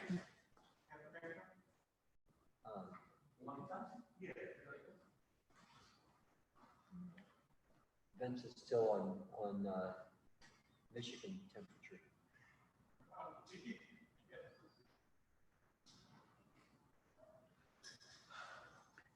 Okay. Various special uses of the human computer entail a principle of the competing use of the limited amount of total available apparatus. To hold and to display the accepted view of reality in all its detail, and at the same time to program another state of consciousness is difficult. There just isn't enough human brain circuitry to do both jobs in detail perfectly. Therefore, special conditions give the best use of the whole computer for exploring, displaying, and fully experiencing new states of consciousness. Physical isolation only with special, limited simulation patterns, if any, gives the fullest and most complete experiences of the internal explorations. One such extreme condition is profound physical isolation, isothermicity, zero level visible quanta, sonic levels to below threshold, minimum gravitational resisting unit area forces, minimum internal stimulation intensity, minimum respiration stimulus level, etc. This condition can give some additional new states of consciousness, the necessary low-level evenness of context in which to develop. These results are facilitated by minimalizing the necessities for computing the present demands of the physical reality and its calculable present consequences, physical reality programs. Well, there's a bunch of that me just pack up a whole bunch of stuff. For me. So we can think about it. Okay, here it comes. Look.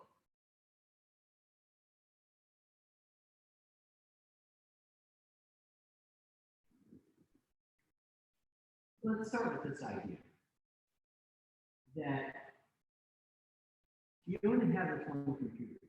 Okay? That's all you got. You just got that one. You don't have 10. That one. And so whatever you think about, whatever you think with, whatever you consider, whatever you observe, is going to be dependent on the mean available space in that computing apparatus. Okay. In other words, per average, what can that computer look at, and how much can it compute at any given moment over the next event or that event? Now, the thing is that if we get into the tank, what happens is that we can reduce the external reality concepts down to almost zero. Okay, which means that we can use more of the computer on other problem-solving issues or even explorations. Okay, there's a whole series of things we can do with more circuitry. Okay, that's the reason for getting in the tank. But the thing is we don't want to get in the tank and reprogram what we got in there with. We want to get in the tank and be able to have a different way of looking at it and put it in the tank so that we can augment or modify or whatever we need to do with existing programming that we're examining while we're floating. But we're going to examine it, we're going to remember my job, remember. You got something else you can do in the tank? I mean, that's it, right? It's going all coming from your head. All of it. Including probably what you think is external reality. This is the drop of one computer. Other than that, I don't know of anything that actually is external reality for people to think. I mean, I had people tell me that they really didn't like to float this time because the water was on the inside. It kept sliding off to the left. I didn't understand that, but they said that. It's okay. I've had a number of people tell me there were waves. And I said, yeah, what kind of waves? He said, oh, I don't know, I was just doing like this sometimes. But see, they actually thought that was physically that they were doing that because they had that sensation. To them, that was a real thing that they did. And it's really quite shocking to them to realize that they didn't really do that thing. You can't do everything. It doesn't do that, especially when it's like, yeah, right. No, it just no, it didn't. No, you didn't do it. Sorry, dude. No, wrong.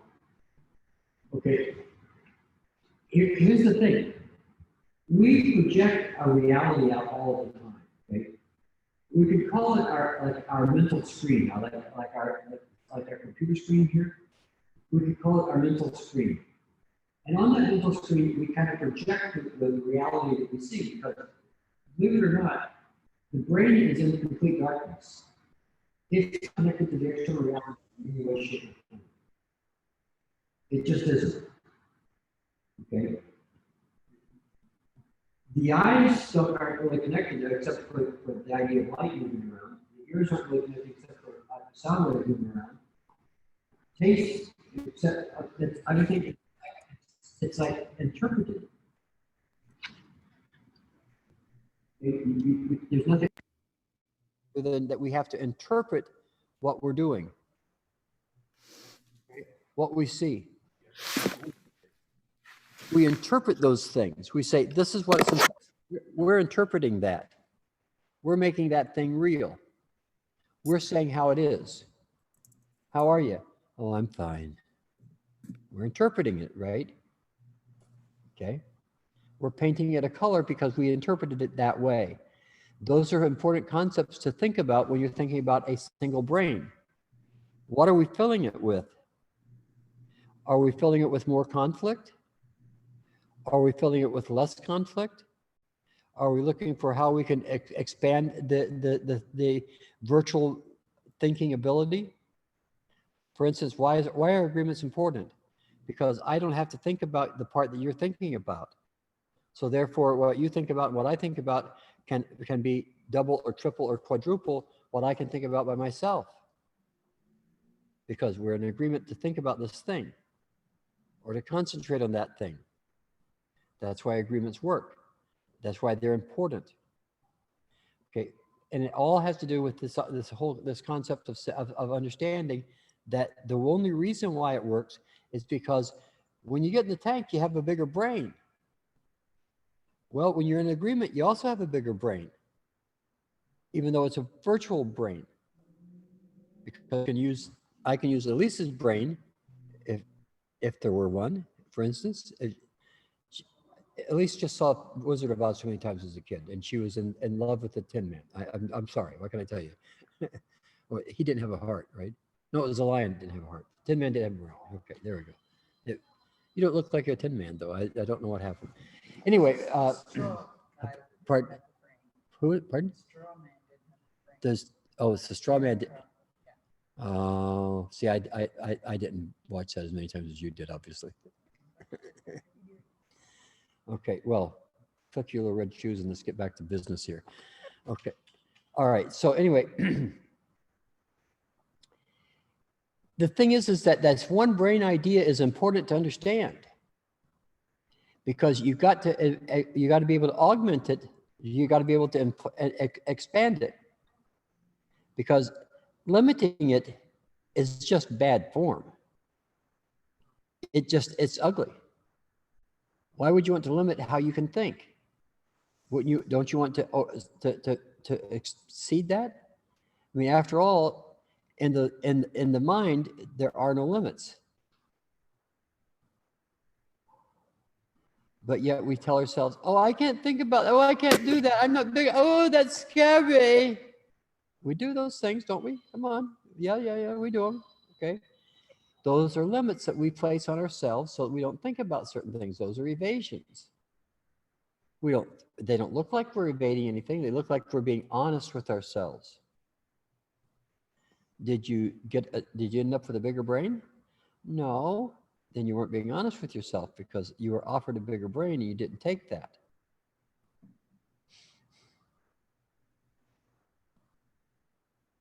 I know. When I ran into that damn thought, Vince, I got to tell you, I was ready to just smack the shit out of somebody. Just anybody at all that just don't get in my way, I'm gonna smack you. Okay, it just pissed me off for no end. Okay, but it's true. Okay, it's just true. All right, what else we got, Elise? I beat on the one brain thing enough now.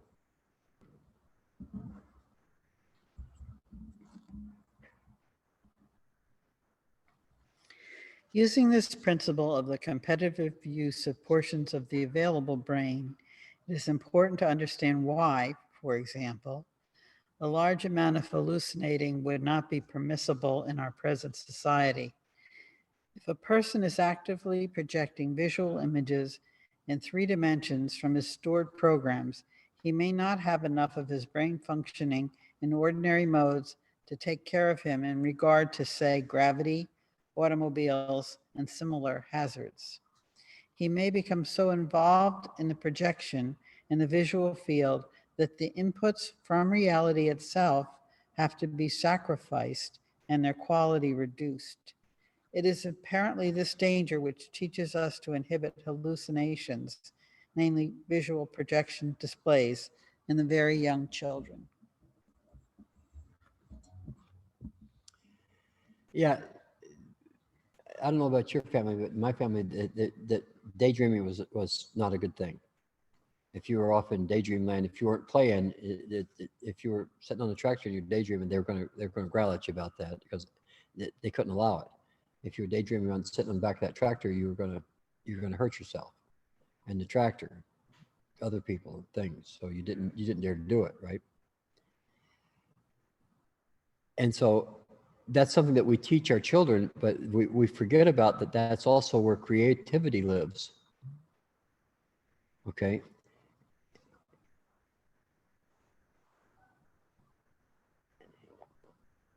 Here's the thing. You have to stimulate imagination somehow, right? Because imagination is what it is that allows you to be creative. But you can't spend all of your time in that creative imaginational period unless you have a grant or a sponsor. Okay. If you have to actually work for a living, you can't do that. Okay. You just can't. You don't have, you can't get off into those spaces and pretend that you can live there forever. You just can't. You got to find a practical way of existing in life as it goes on. Okay. So the thing is that we have to be aware of that. Even though we can think about things, it's a good idea to have that general purpose idea of limiting parameters in our meta programs. Okay, not because it's limiting, but because we have to hold it at one place in order to understand that before we can move it to the next place. Okay. Think about it like this right here. There's some buildings down here that they're building. Before they could do anything at all, put any windows in, they first of all had to dig a hole in the ground and put a foundation in. Okay, dig pour some columns way down in the earth. And then they could build kind of like the first floor. And then you could raise those columns up and put on the second floor and so forth. But they did it floor at a time. They went up like that because that's how you build a building. You can't start at the top and build it down. It doesn't work the same. It's a lot more complicated. Okay, so people start at the bottom, they build it up because it's less complicated and they can actually get it done sometime in this lifetime, maybe. So that's the same thing is true for building thought, right? We have to have a foundation. That's the same thing is true for expanding our limiting parameters in our meta programming. That what we have to do is that we have to build them out. We have to see where they were or where they've been or why they're like that. And we have to say, well, I can adjust this part. And when you adjust that part in this limiting part of the program, it adjusts it all the way around in all the other parts. It's an automatic adjustment. Okay. It doesn't happen like wiggling your nose like Samantha. It just does. I don't know what the hell that does works like that, but nothing. But nonetheless, it's something that we can do. Okay, we can adjust those programs that way. Okay, what else we got, Elise? We're getting down here towards the end of.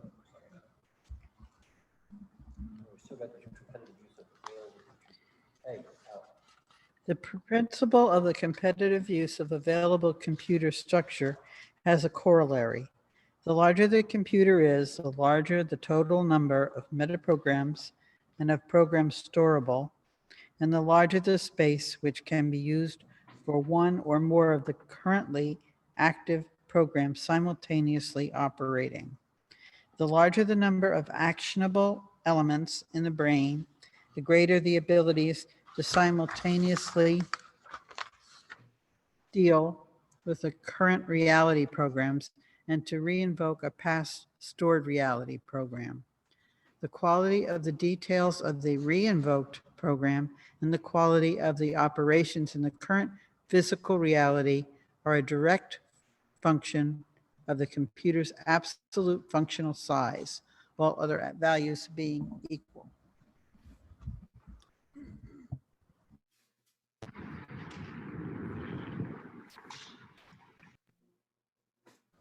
Okay, I'm going to use me as an example this time. Okay.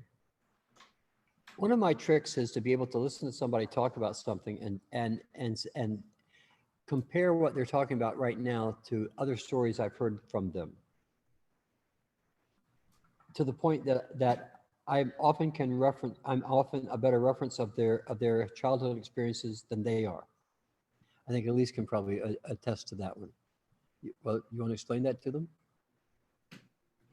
I could put it straight, and you know me better than I do, in that you can order things that happen to me that are how you remember me remembering them. Yeah. Okay. In other words, look, in what I do with people, one of the things that's necessary is I had to make my brain more functional. Okay. That's what, or I couldn't do it. And part of the thing was that I had to do is I had to learn how to out. Really, I don't want you here. Shh. Out.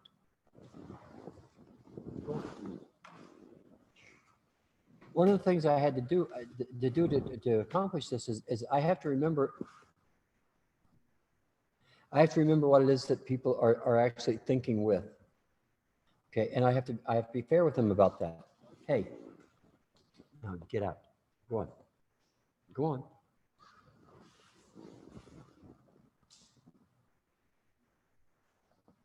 I have to be non-judgmental about what that is, okay? Because I just have to understand it. I don't have to make any judgments about it.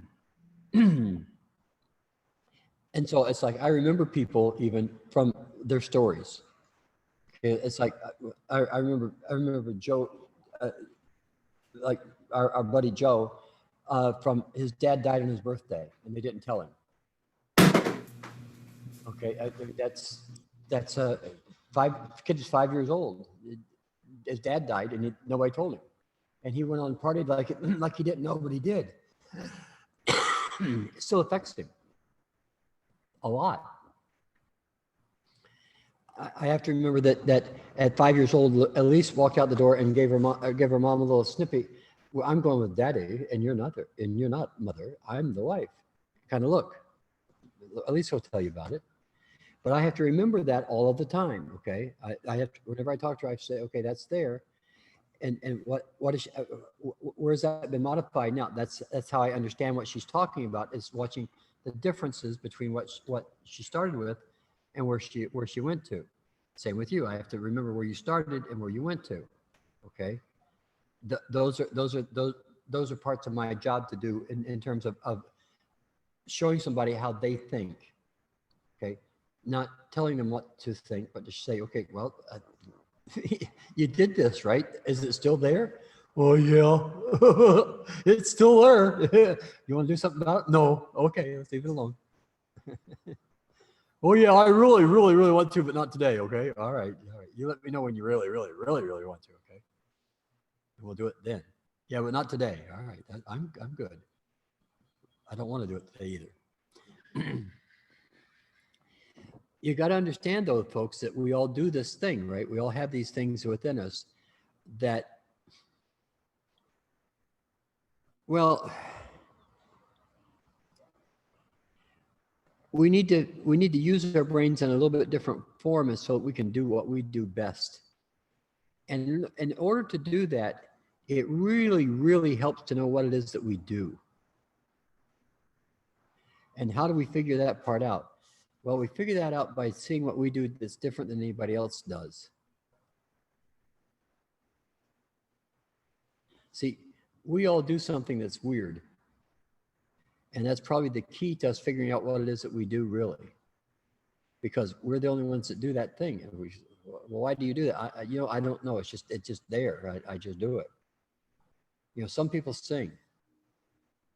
I mean, some people, they can hit notes that I can't even imagine. Some people play guitar and they play strings that aren't on there anywhere.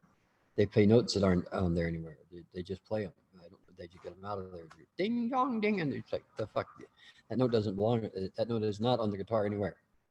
But you're playing it. Get away from me. You're doing magic. Okay, we all do something like that. Sports figures, they do amazing things because that's what they do. They don't have, it's who they are, what they do. But they notice it because they're doing it differently than anybody else. And you applaud for them because they do it differently than anybody else, right? People will applaud for you when you do what you do that's different than anybody else. And you all have something that you do like that. The only reason you don't do it is because of all these limiting parameters that you have on what you're allowed to do within your own mind. You don't have to have those parameters in your own mind, because within the mind, whatever one believes to be true, in the province of the mind, whatever one believes to be true either is true or becomes true. So you can make anything true at all in your mind about how you think about things. You can do that. It's legal. Okay, so you can expand your brain, your actual brains, your virtual brain size. Okay, you can do that if you wish, but you have to start taking away your excuses. You have to start taking away your evasions. You got to start taking away your put it off till tomorrow's. You have to put away I can'ts. All those kinds of things. All that. Oh, I can't make that movement toward it. It might be too scary. It might mean a commitment, and I don't want to do that. Well, how can you not? How can you be in a relationship without a commitment? It's not a relationship if there's no commitment to it, is there? Oh, yeah, but I don't want one of those. I just want to fuck somebody. That okay? Well, that's you don't want a relationship. You just want to make yourself happy. Okay, good. Go be happy. Bye. Relationship not available. You said so. Okay, that's how it works. Okay, there you go. What else we got, Elise?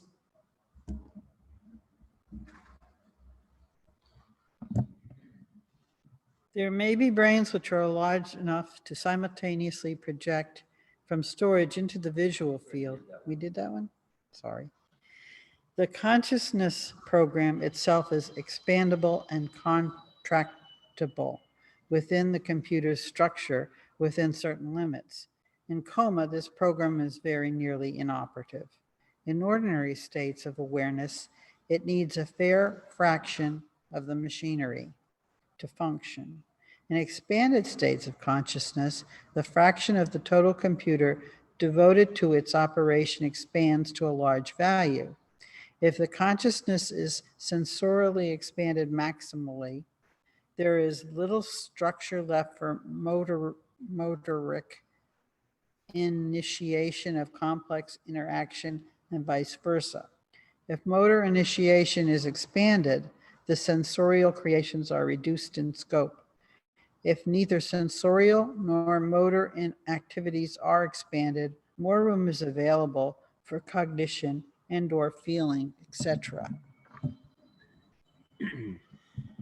This is a problem for folks, I think, sometimes.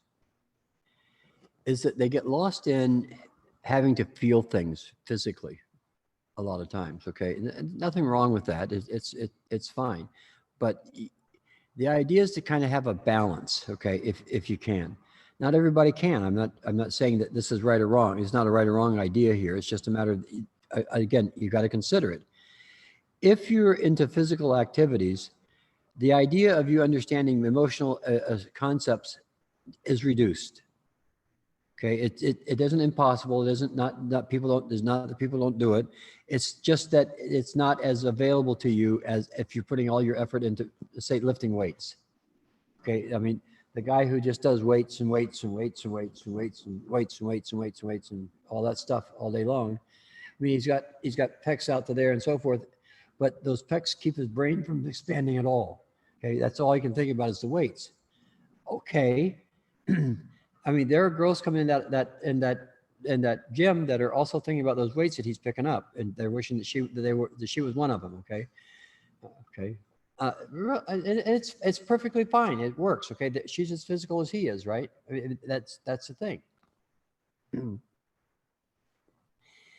But for other people, they want to be more cerebral. They want to think about things more carefully.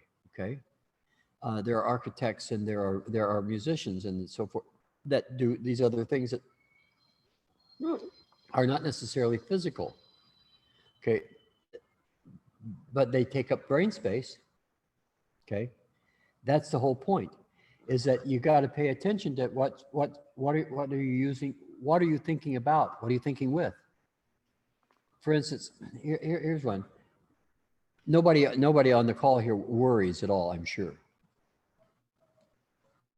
Well, if you're thinking about if you're going through your worry beads and you're going through all your worries, what are you programming yourself with? Oh, and how does that help you? Does that give you more brain space? It actually reduces it, yeah. So let's worry some more like we did last summer, huh? Let's worry and shout like we did last year. You know, that whole thing. See, it doesn't make any sense, does it? But yet we all do that kind of stuff. We don't realize that what we're doing is we're cutting off our nose to spite our face, or we're reducing our virtual brain size to nearly nothing. That's clever. Let's keep doing that. Maybe there is another thing we can No, take as a space. No, you can't. Everybody talks about this thing, and they talk about it dumb. Look, you can't do a damn thing about the anger. The anger is hardwired. But you can do something about the trigger. What triggers the anger? That's what you can change. The anger is there. The anger came with the package. Okay, it just, when you open the hood, it was there. Okay, the fear is there. Freezing, all those are there. They're part of the fight, flight, or freeze programming, survival programs. Okay, the anger just happens to be happens to be an expression of the fight program. You know, for Mike Tyson, it does it with a right uppercut. For other people, they do it with saying, "Hey, why the fuck you doing that damn thing?" When the anger is like something we have from the past and we carry with it. Oh, well, that's another story altogether. Why would we want to do that? You know, if we understand about Ven, Juan Miguel, ¿qué estás haciendo?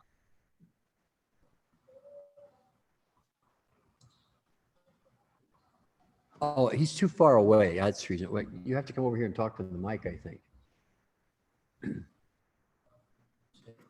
Repeat again the question. I think so, because Carmen said she didn't understand it. Well, I just asked that, what about the anger that we carry through the years, that is an anger attached in the past, and we hold it? Well, it's still a threat, isn't it? In other words, the threat's the problem. It's not the anger. It's what was the threat? What was the original threat? Why is it we're reprogramming this threat that wasn't worthwhile to begin with? Okay. All right. My daddy was mean to me. Okay. Fill in the blank about what mean means. Okay. Just he did whatever he did. He was mean. Okay. How do you know? But mom told me so. Okay. Cool. Now you and mom agree that dad was a meanie. Okay. All right. Fair enough. Now, here's the thing. You're angry with dad. And so every time you think about dad, you think about, oh, well, mom said that I should be angry with him. What's the trigger? Mom said, what's the trigger? Dad doing? What's the trigger? That you're just supposed to be angry with dad? There's all kinds of things that could be the case there, okay? I'm not saying which one it is or anything else, because I never know. Okay, to me, it's always an adventure to try to find out. Okay, it's like, okay, why the fuck you mad at your daddy? You know, I mean, what did he do? He had you, and other than that, now what did he do wrong? I can understand why he would be pissed, but I don't understand why you are.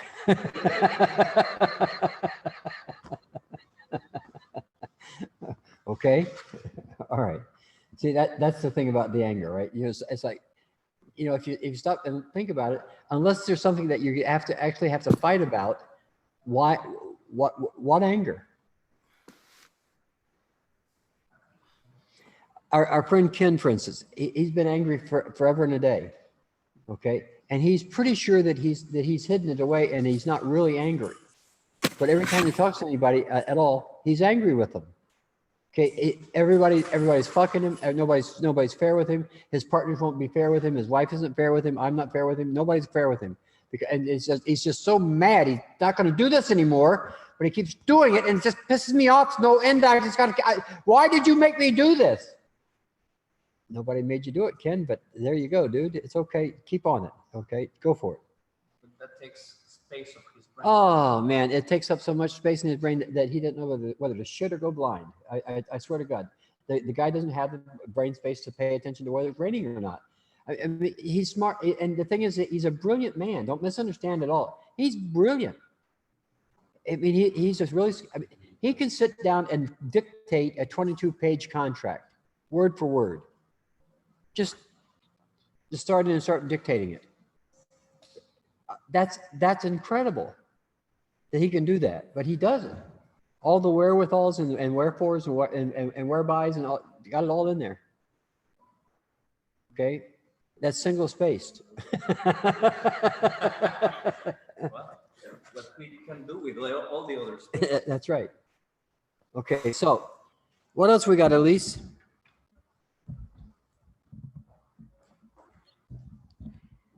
The steady state values of the fractions of the total computer, each devoted to a separate program at a given instant, add up to the total value of 1. The value of a given fraction can fluctuate with time. The places used in a computer also change.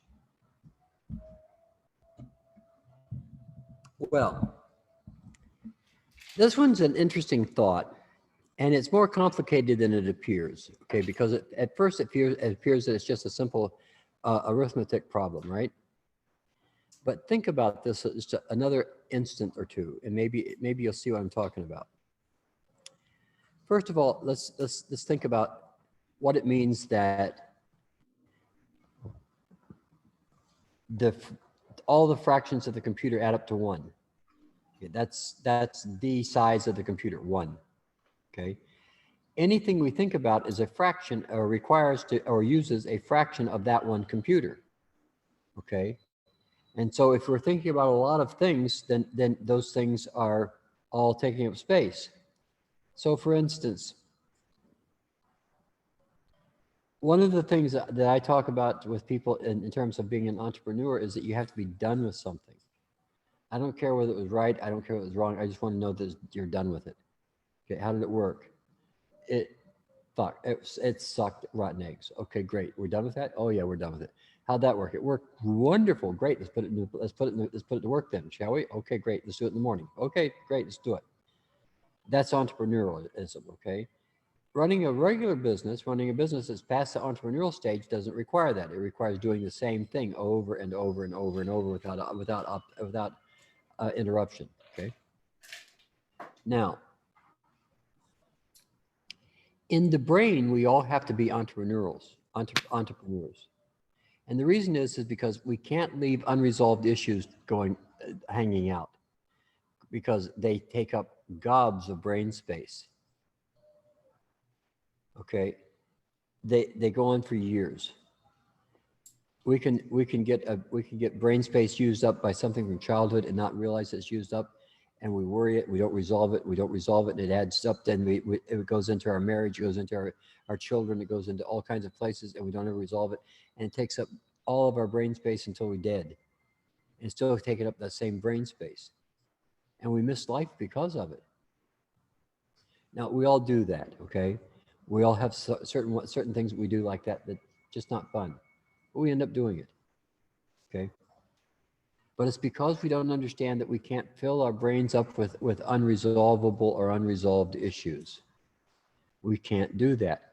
If you have an issue, you have a question, you have something you're fighting about, get it the fuck resolved. That way your brain works better. You know, you've got something that's hanging out there that just you haven't gotten to it's not in peace yet. Get it there. Spend the time, get it done. Enjoy life. Please. That's what this is about right here. It's about paying attention to this idea that you can't have unresolved issues. Once you get these resolved issues done, that idea can maybe go back to a different place of the brain where it doesn't take up near as much space. Okay, that's the reason why we have that zip file thing in the computer, right? So we can it's still there, but it's zipped up so it doesn't take up so much space. That's a good idea. I like that. Okay, so you know we can keep the idea around. You know, we can keep that fear there, but and we can always refer to it. We say, you know, once upon a time I was really afraid of this thing, but I'm not anymore because now it's gone to a different place in the computer, right? And so it's saved differently. It's not something, oh, I'm afraid of that thing. Oh, look, it's that thing, I'm afraid of it. It's like, oh, I used to be afraid of that thing. Now it's changed, see? The different parts of the brain. Same damn thought, though. One's resolved, one's not. Wow, huh? Okay. I see that didn't get across anywhere, but okay, go ahead, Elise. What else we got? Can I Steady add? state values. Sorry. Yes, May, go ahead. Sorry. I just would like to add that it's like your phone. If you have your phone full of so many pictures and information, when you wanna use it, it works slowly. So change or giving away the limits, I think our brains, it it will work effectively, más efectivamente, ¿no? Nuestros cerebros van a trabajar mucho más efectivamente si Carmen, some of the people here don't speak Spanish. if we do it. Yes. I didn't know how to say efectivamente. Come on. Yeah. That's it. Yes, effectively, you're correct. You're absolutely right, correct, Carmen. It works exactly the same it works exactly the same as your phone. Okay. It's the same idea. You've got it nailed. All right. Thank you. In general, there are delineable major systems of metaprograms and of programs competing for the available circuitry. The methods of categorizing these competing programs depend on the observer's metaprograms.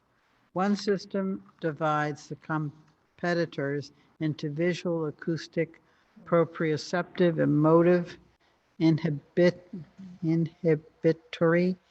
excitatory, disinhibitory, motor, reflexive, learned, appetitive, pleasurable, and painful. This system is used in neuropsychology and comparative psychology. What these next three things are, and we're gonna cut it off right here because they're all the same, really. What Lily's talking about here is he's saying, okay, look, we all try to define these terminologies. Okay, we do. In other words, if you're trying to deal with psychology, you've got a set of terms that you use to define thought. If you're a motivational speaker, you have a different set of terminologies to define thought. If you're a used car salesman, you have a different set of descriptions. Okay. The thing is that it's not the description that we're using. It's the actual thinking that we're using, right? And so to come up with these artificial things to talk about it doesn't serve us well. That's the reason why it's easier to say that all of this could be defined in terms of programming rather in terms of all these different kinds of convenient to a certain type of metaprogram descriptions. Okay, there's nothing wrong with the description other than it applies only to people who speak that language. Okay, and to have a general purpose language of just simply say it's a program like your smartphone, like Carmen made the connection immediately. She said your smartphone's full of pictures and fonts and movies, and so it's going to work really slow. In fact, it might not work at all. Okay, so if you take that stuff out of it or you reduce it, then it works better because it gets to a place where it can work again. That's exactly the same as the brain. It's the same thing. Okay, it doesn't make any difference whether you're calling it pictures and word and documents, or whether you're calling it movies and emojis, or whether you're calling it GIFs and whatever you call, or whatever you want to call it. Okay, whatever those things are that's using up the space is what's using up the space. Okay, that's the thing. So if we think about it in terms of being of a program using up the space rather than saying, oh, I'm being moral. What? See, that doesn't make any sense in terms of programming, right? It's like moral about what? What is this moral thing here? What program is that? Is that a limiting? Is that a limiting parameter here? Yeah, like, where are you going with this? Add more to it to make it something, or would you like?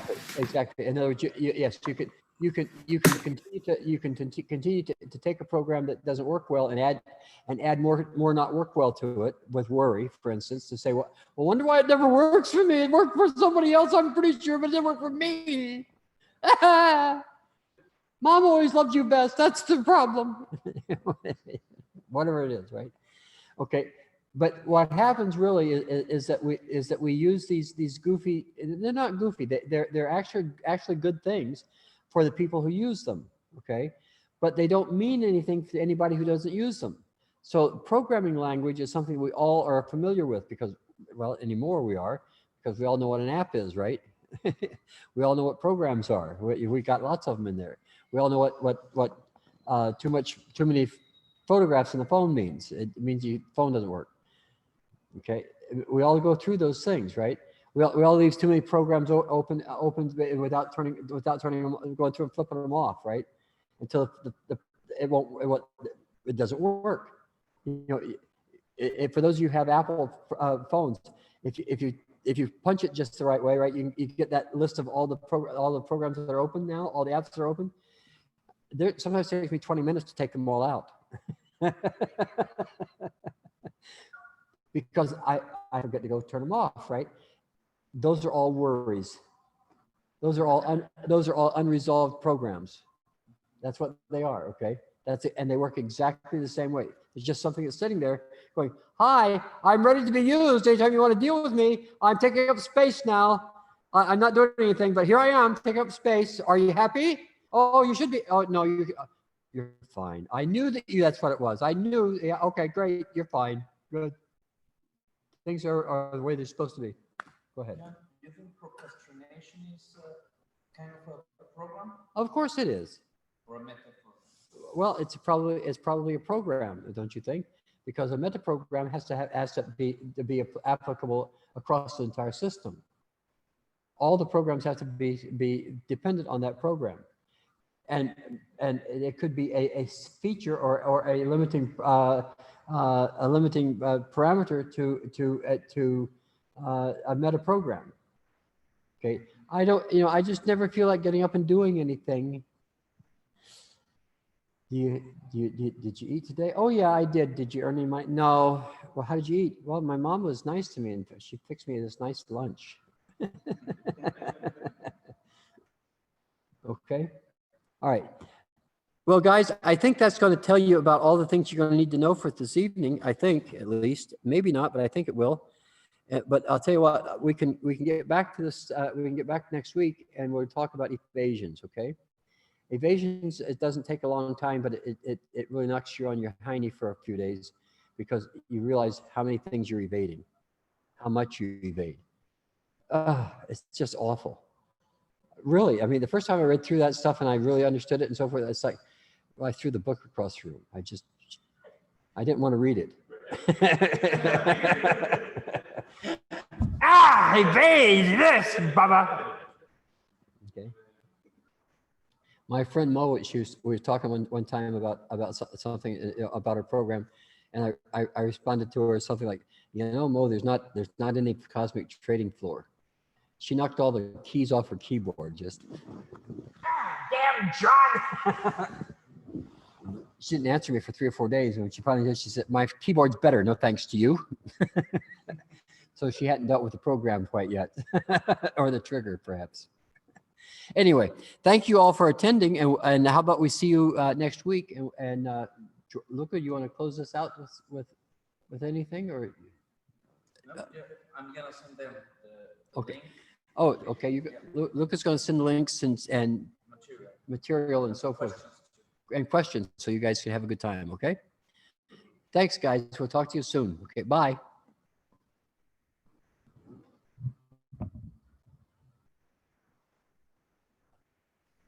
Bye-bye.